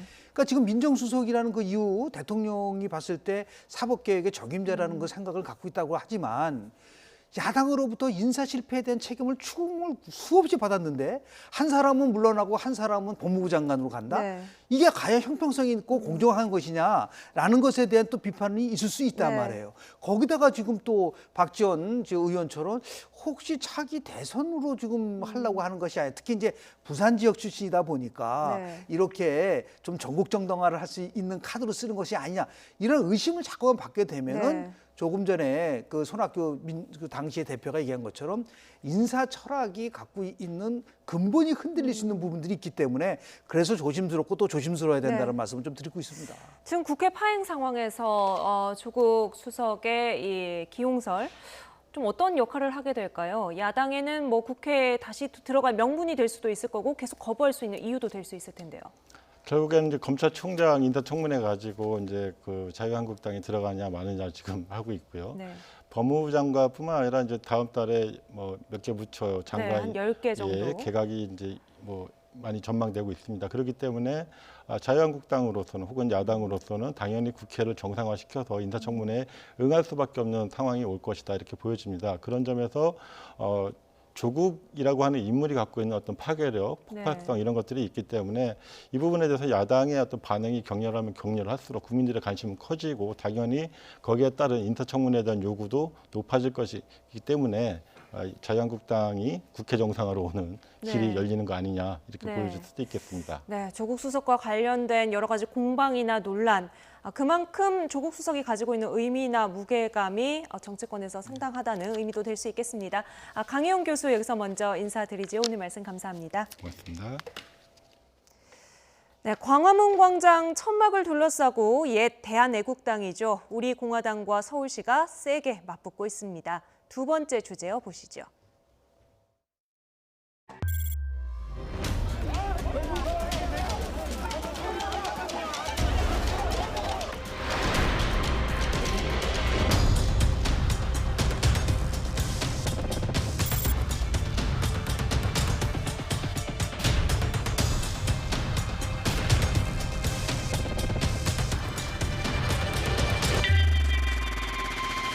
이 대집행을 하는 과정에서 한 2억 정도의 비용이 들어갔습니다. 조원진 대표의 월급에 우리가 감류를 하고 저희들이 끝까지 이것을 받아낼 생각입니다.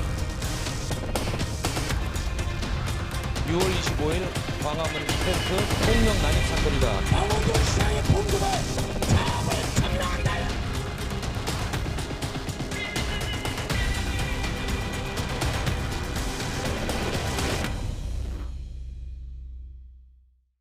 네, 법률적인 문제도 같이 짚어보도록 하겠습니다. 김성훈 변호사 나오셨습니다. 안녕하세요.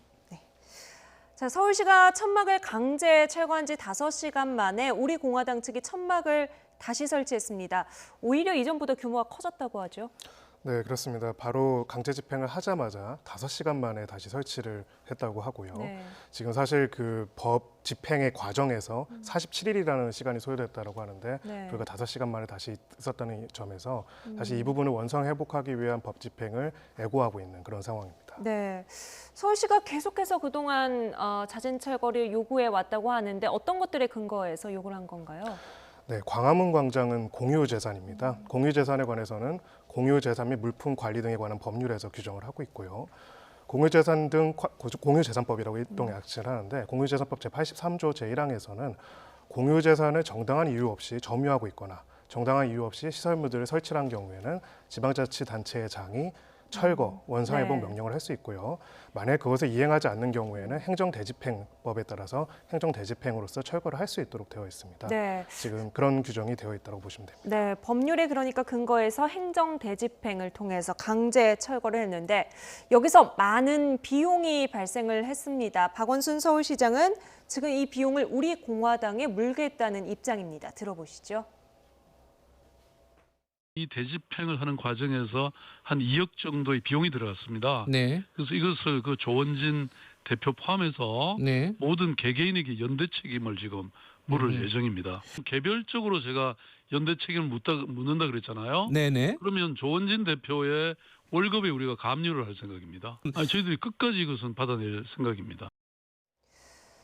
네, 개별적으로 연대 책임을 묻고 조원진 대표 월급 가압류를 신청하겠다. 이거는 실제로 가능성이 현행법에 따라서 있는 이야기인가요? 네, 그렇습니다. 지금 대집행법에 따르면 제6조에서 비용 납부 명령이라는 게 있습니다. 대집행이라는 것이 행정상 의무를 이행하지 않는 사람을 대신해서 네. 지방자치단체가 비용을 납부해가지고 집행을 한 것이기 때문에 그 비용을 의무자한테 부과할 수 있도록 되어 있고요.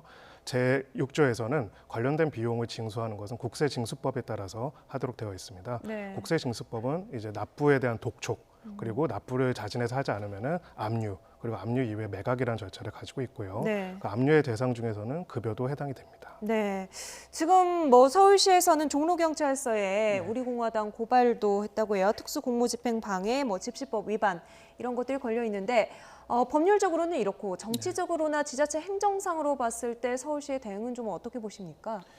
일단은 대한애국당이 이제 우리공화당으로 바뀌었잖아요. 그 사람들이 굉장히 강조하는 게 자유민주주의를 굉장히 강조합니다. 자유민주주의가 뭐죠? 헌법민주주의예요. 네. 헌법을 지키지 않으면서 법을 지키지 않으면서 무슨 놈의 자유를 얘기할 수가 있나요? 그러니까 공권력에 대한 도전은 받아들일 수가 없는 겁니다. 네. 그래서 저는 과거에 이런 경우가 정교조 명단을 인터넷에 게재하니까 사법부가 하루에 얼마씩 배상을 내린 적이 네. 거의 유사한 효과가 가져올 거라고 좀 보고요. 또 하나는 자꾸만 세월호 천막 관련돼서 이게 형평성이 없다는 네. 얘기를 그거 잘못된 거예요. 세월호는 당시에 중앙정부가 서울시에게 요청을 한 겁니다. 그중에서 11개의 천막이 합법적으로 세워진 건데 그중에서 14개 중이 됐는데 3개는 불법이라고 해서 과징금을 추가했었어요. 네. 그러니까 이거를 동일선상에서 봐가지고 자꾸만 얘기한다는 것은 오히려 국민들을 설득하기가 어렵고 또 민원청원도 보면은 굉장히 보행에 불편함만이 아니라 뭐 폭언이라든지 여러 가지 또 문제가 있을 수가 있다는 것이 네. 있기 때문에 자기의 권리를 위해서 남의 권리를 무시할 수 있다. 그거는 자유민주주의와 전혀 다른 거란 말이에요. 네. 그건 오히려 자신들이 민주주의를 훼손시키고 있다. 이런 것에 대한 각성이 좀 필요하지 않을까 생각을 좀 합니다. 네, 시정을 책임지는 사람으로서 그냥 뭐 묵고할 수는 없는 그렇습니다. 상황인 건 맞다. 네, 우리공화당은 지금 맞불을 놨는데요. 조원진 대표의 월급 가압류를 하면 우리는 박원순 시장 봉급 차압하겠다 이런 말이 나왔습니다. 들어보시죠. 조원진 우리 대표의 봉급에도 차압을 해줬다? 개가 웃어. 지나가는 소가 웃어. 차압을 무슨 차압이요? 우리도 박원순 시장의 봉급을 차압할 것이다. 우리도 병원에 38명 입원한 병원비 그리고 3천만 원에 해당되는 식비가 부서지고 600만 원 대리비가 부서지고 우리도 손실력이 거의 1억에 가까울지도 모릅니다. 우리는 이걸 전부 모아서 박원순 시장의 봉급에 차압을 천명한다 여러분. 네, 일단 시장의 봉급을 차압하겠다는 이야기는 뭐 방도가 있거나 근거가 있는 이야기입니까? 일단 전제는 불법행위라는 점이 인정이 되어야 하지만 네. 원칙적으로는 지방자치단체장의 위법한 공무집행으로 인해서 손해를 입은 경우에는 그 지방자치단체의 장과 네. 해당 지방자치단체한테 손해배상 청구를 할 수 있고 네. 원칙적으로는 부진적 연대 책임을 지도록 되어 있기는 합니다. 네. 다만 이제 이런 전제들이 해당이 돼서 집행이 될 수 있으려면은 가압류가 가능하려면은 지금 이 계고 절차라든지 그리고 행정 대집행 절차 자체가 완전히 위법하다는 것이 인정이 되어야 하는데요. 네. 지금 이 행정 대집행 절차에 대해서는 저희가 알기로는 대한애국당, 지금 우리공화당으로 이름을 바꿨죠. 우리공화당 쪽에서 집행정지 신청을 했던 것으로 알고 있습니다. 그리고 그 신청은 기각이 되었고요. 일단은 위법한 행정 절차가 아니라는 잠정적인 사법부의 판단이 있는 상태고요. 네. 지금 여러 가지 경과, 특히 이제 아까 공유재산 및 물품 관리 등에 관한 법률 말씀드렸는데 이제 서울특별시의 광화문 광장 사용 관리에 관한 조례가 있습니다. 네. 그 해당되는 사용 사전 허가 신청에 대해서도 저는 신청이 이루어지지 않은 상태에서 무단으로 점유하고 있었다는 점에서 네. 이런 절차 자체에서 위법한 손해배상 책임이 발생한다고 보기는 좀 어려울 것이다. 이렇게 법률에 봅니다. 따른 강제 집행이라고 하더라도 이제 네. 지자체가 집행하는 과정에서 뭐 인명 피해라든지 뭐 사고가 나서 인명 피해가 발생한다든지 상당한 재산 손실이 발생했을 때 지자체에서 이거 배상을 해줘야 됩니까? 네, 맞습니다. 그러니까 행정 대집행이라는 것이 이제 무제한적인 것은 당연히 아니고요. 네. 집행의 과정에 있어서도 이제 집행의 대상자, 이게 원칙적으로는 강제 집행의 일환이기 때문에 상당한 저항을 수반하는 경우들이 많이 있습니다. 네. 그래서 과정에서도 인권이나 재산과 신체에 대한 피해를 예방해야 하는 조치들을 하는 것은 맞고요. 네. 다만 이제 그렇다고 해서 이 대집행에 대해서 저항하고 있는 그리고 그 의무의 수범자들이 저항하는 과정에서 입은 손해에 대해서 무조건적으로 지자체가 피해 보상을 하게 된다면 사실상 행정 대집행이나 행정 의무를 무과하는 것들이 효력이 없어질 수가 있습니다. 네. 네, 그렇기 때문에 그건 상당히 제한적으로 인정될 수밖에 없다 이렇게 생각합니다. 네, 앞서 교수님께서 세월호 단체에 이 천막 설치했었던 유족들의 그 천막과 좀 비교를 해서 설명을 해주셨는데 지금 우리 공화당 가장 큰 불만은 왜 우리한테만 편파적으로 가혹하느냐 이런 논리를 계속해서 내세우고 있잖아요. 좀 어떤 부분들로 이 좀 차이점을 설명을 해줄 수 있을까요? 가장 큰 거는 불법이냐 합법이냐의 문제인 거예요. 당시 이제 세월호의 천막은 아니 대한애국당은 항상 얘기하는 게 박근혜 대통령 얘기 많이 하지 않습니까? 네. 박근혜 정부가 합법적으로 중앙에다 정부가 요청을 해서 서울시가 만들었기 때문에 그건 합법적 절차를 거쳤기 때문에 그것을 자신들과 똑같이 해야 된다는 거는 잘못된 사실이란 말이죠. 네. 물론 14개의 천막 중에서 11개는 합법적이었던 것이고 3개는 합법적인 것이 아니었어요. 그래서 이 세 곳에 관해서는 똑같이 서울시가 한 3천만 원 정도의 이러한 그 과징금을 부과한 거로 제가 알고 있단 말이죠. 네, 단체에서 지불을 했고요. 지불을 해야 된다. 네. 그럼 왜냐하면 합법적인 것이 아니기 때문에. 그런데 이것을 형평성 문제를 가지고서 얘기를 하고 세월호에 관련된 그 비극적인 그 부분에 대해 조금이라도 생각한다면 이걸 같은 동일선상에서 얘기한다는 거는 받아들이기가 참 어려울 수도 있다는 부분들이 있는 것이고요. 그래서 자꾸만 이렇게 해서 의도적으로 오히려 갈등을 증폭시키면서 자신들의 존재감을 높이려고 하는 것이 아니냐라는 그런 부분들이 좀 있어요. 그래서 네. 차제에 저는 이제 조금 뭐 법률적으로 굉장히 상세하게 설명을 해주셨지만 우리가 고쳐야 될 부분은 뭐냐면 이 어떤 것은 되고 어떤 것은 되지 않느냐라고 하는 행집행에 대해서 상세하게 좀 나열을 할 필요가 좀 있는 거죠. 그러니까 정치적 목적이라는 그런 것만이 아니라 어떤 경우는 되지 않는다는 것을 좀 더 상세하게 나열해서 따라갈 수 있게끔. 근데 아직까지는 그게 좀 부족하거든요. 지금 규정은 어느 정도 수준이에요? 지금 서울특별시의 광화문 광장 사용에 관한 조례에 대해서는 제1조에서 목적에서 시민들의 여가와 문화 생활 향유를 위해서 사용할 수 있도록 되어 있고 허가를 반려할 수 있는 허가 신청을 안 할 수 있는 허가를 안 할 수 있는 근거는 바로 그 목적에 부합하지 않는 것은 원칙적으로 허가를 안 할 수 있도록 되어 있습니다. 네. 그렇기 때문에 지금 뭐 대한애국당 우리공화당에서 주장하는 것들이 그 제1조의 목적에는 당연히 맞지가 않죠. 네. 네, 그리고 세월호 같은 경우에는 세월호 참사 같은 경우에는 세월호 피해 지원법을 통해서 제36조에서 이제 국가 그리고 지방자치단체가 추모 사업, 그 추모를 위한 사회적인 책무 사업을 계획해서 해야 한다라는 법률적인 근거를 가지고 있습니다. 네. 뿐만 아니라 서울시에서도 이제 세월호 피해자 추모를 위한 조례도 만들어 놓은 상태고요. 그래서 법적 근거나 지위에서도 상당한 차이가 있었다라는 점을 이해할 필요가 있습니다. 계속해서 뉴스가 나오면서 어떤 면에서는 뭐 시장 경제로 뭐 설명을 하자면 노이즈 마케팅이라고도 할 수 있겠습니다만 우리 공화당도 계속해서 노출이 되면서 존재감이 부각이 되고 박원순 시장의 이런 뭐 대응하는 방식도 어떤 식으로든 노출이 되고 있지 않습니까? 오히려 한국당이 좀 찜찜해한다 이런 얘기가 있던데요. 근데 그런 좀 꼭 알아야 될 거는요. 노이즈 마케팅이 다 좋은 거는 아니에요. 지금 자신들이 생각하는 걸 관철시키기 위해서 국회 담장을 무너뜨린 지금 민주노총의 위원장이 어떻게 돼 있습니까? 좀 구속됐어요. 그러니까 저렇게 해서 지금 보면은 모든 것이 굉장히 알려지면 좋다고 생각하고 있지만은 관심은 가질지는 모르지만 그게 사람들로 하여금 호감을 단계까지 못 가고 오히려 비호감으로 가면 훨씬 더 나쁜 영향을 가져올 수 있는 부분들이 있는 거죠. 홍문종 공동대표가 이제 옮겨가면서 이게 분열이 아니라 보수의 외연 확장이다 이런 말을 했었잖아요.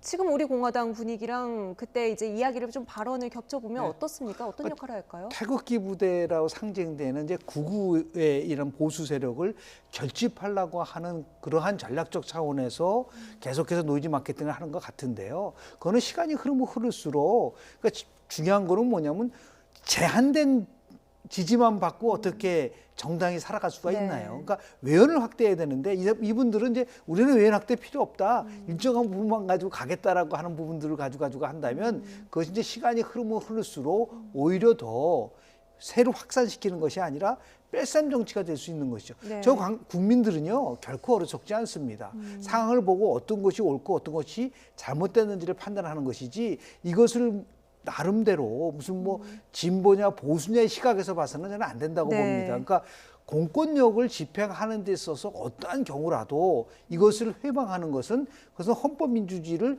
위배하는 것이라는 것을 좀 명쾌하게 할 필요가 있다. 그래서 앞으로라도 이거는 정말 무차별적으로 법을 위반하는 것에 대해서는 정확하게 법 집행을 해야 된다는 그런 차원에서 진행을 좀 해야 되기 때문에 네. 앞으로 이런 오해 소지를 없기 위해서라도 목적 부분이 너무 제가 볼 때는 이게 굉장히 다양하게 해석될 부분이 있기 때문에 이걸 좀 세세하게 좀 규정할 필요가 있지 않나 생각을 좀 합니다. 네. 지금 뭐 서울시가 내일 오후 6시까지 자진 철거해달라 다시 한번 계고장을 보냈다고 하는데 어떤 상황이 내일 펼쳐질지 모르겠습니다. 모쪼록 시민들도 국민들의 목소리에 좀 귀를 기울여 주셨으면 좋겠습니다. 나이트 포커스 오늘 여기서 마칩니다. 지금까지 김영준 명지대 교수, 김성훈 변호사와 함께했습니다. 두 분 말씀 감사합니다. 네.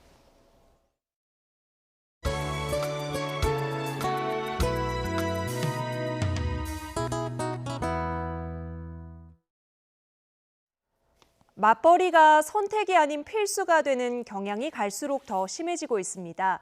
맞벌이 가구가 1년 새 22만 가구나 늘면서 맞벌이 부부 비중이 46%를 넘어선 것으로 나타났습니다. 김평정 기자입니다. 가장 혼자 벌어서는 가정을 꾸리기 어렵다는 인식은 이미 보편화한 지 오래입니다. 이런 현상은 갈수록 심해져 지난해 맞벌이 가구는 1년 전보다 22만 가구 가까이 늘어 570만 가구에 육박했습니다.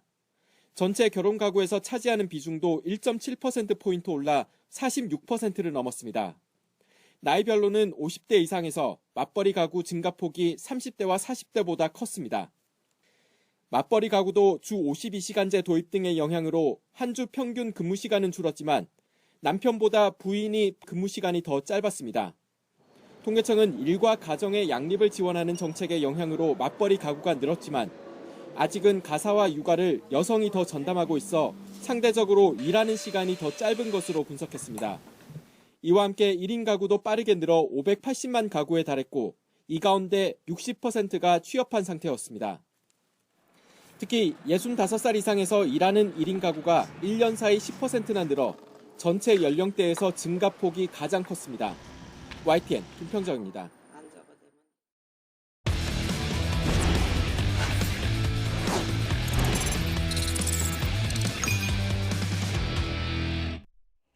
제2의 양현종으로 기대를 모으고 있는 기아의 19살 신인 투수 김기훈이 단 1안타만 내준 채 감격의 데뷔 첫 승을 따냈습니다. 프로야구 소식 서봉국 기자가 종합했습니다.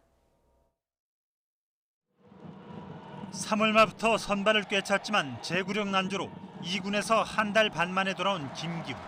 출발은 역시 불안했습니다. 1회 원아웃 이후 3연속 볼넷을 내줘 만루 위기를 맞았습니다. 하지만 이후 삼진과 뜬 공으로 급한 불을 껐고 6회까지 무안타로 순항을 이어갔습니다. 이창진의 석점포 등 홈런 3방 속에 9대0으로 크게 앞서던 7회 원아웃. 박동원에게 2루타를 맞으면서 이번 경기 첫 안타를 내줬습니다. 노히트 행진이 깨진 아쉬운 순간. 몸에 맞는 공으로 또 한 번 출루를 허용했지만 이지영을 헛스윙 삼진으로 잡아내며 투구수 100개를 채우고 마운드를 내려왔습니다. 6과 3분의 2이닝 단 1안타, 삼진 4개. 만 19살 왼손 투수로 시속 140km 후반대 빠른 직구를 던져 양현종의 후계자로 기대를 모은 김기훈은 기아가 13대 6으로 이기면서 데뷔 첫 승을 거뒀습니다. 혼자 해결하는 게 아니라 이제 야수들과 같이 해결한다는 그런 플레이를 좀 더 이제 각인받아서 이제 좀 수비 믿고 던진 게 좋은 결과로 나왔지 않나. 선두 SK는 LG를 제압하고 5연승을 달렸고 부산, 창원, 포항 경기는 비로 취소됐습니다. YTN 서봉국입니다. 어제 롯데와의 원정 경기에서 외야 수비 도중 사직구장 시설물에 오른손바닥이 찢어졌던 KT의 강백호가 수술을 받아 복귀까지는 8주 정도 걸릴 것으로 보입니다. 봉합수술을 받은 강백호는 상처가 아무는데 4주, 그리고 재활기간 4주가 필요한 것으로 알려졌고 이강철 KT 감독은 팀 순위 싸움이 힘들어지더라도 완벽히 낫기 전에는 올리지 않겠다고 밝혔습니다. 국제체조연맹이 여서정의 독자 기술을 공식 인정하며 아버지 여홍철 교수에 이어 부녀 모두 독자 기술을 보유하게 됐습니다. 신기술 여서정은 양손으로 도마를 짚은 뒤 두 바퀴를 틀어내리는 720도 회전 기술인데요. 현재 도마에서 세계 3, 4위권으로 평가되는 여서정은 난도 6.2짜리 고유 기술을 보유하게 돼 내년 도쿄올림픽 메달 가능성도 커지게 됐습니다. 프로농구 전주 KCC가 파기환송심에서 단순 도박 혐의 무죄를 선고받은 전창진 기술 고문을 새 감독으로 내정했습니다. 전창진 감독 내정자의 무기한 등록 자격 불허 징계를 내렸던 KBL은 다음 주 재정위원회를 열고 징계 철회 여부를 결정합니다.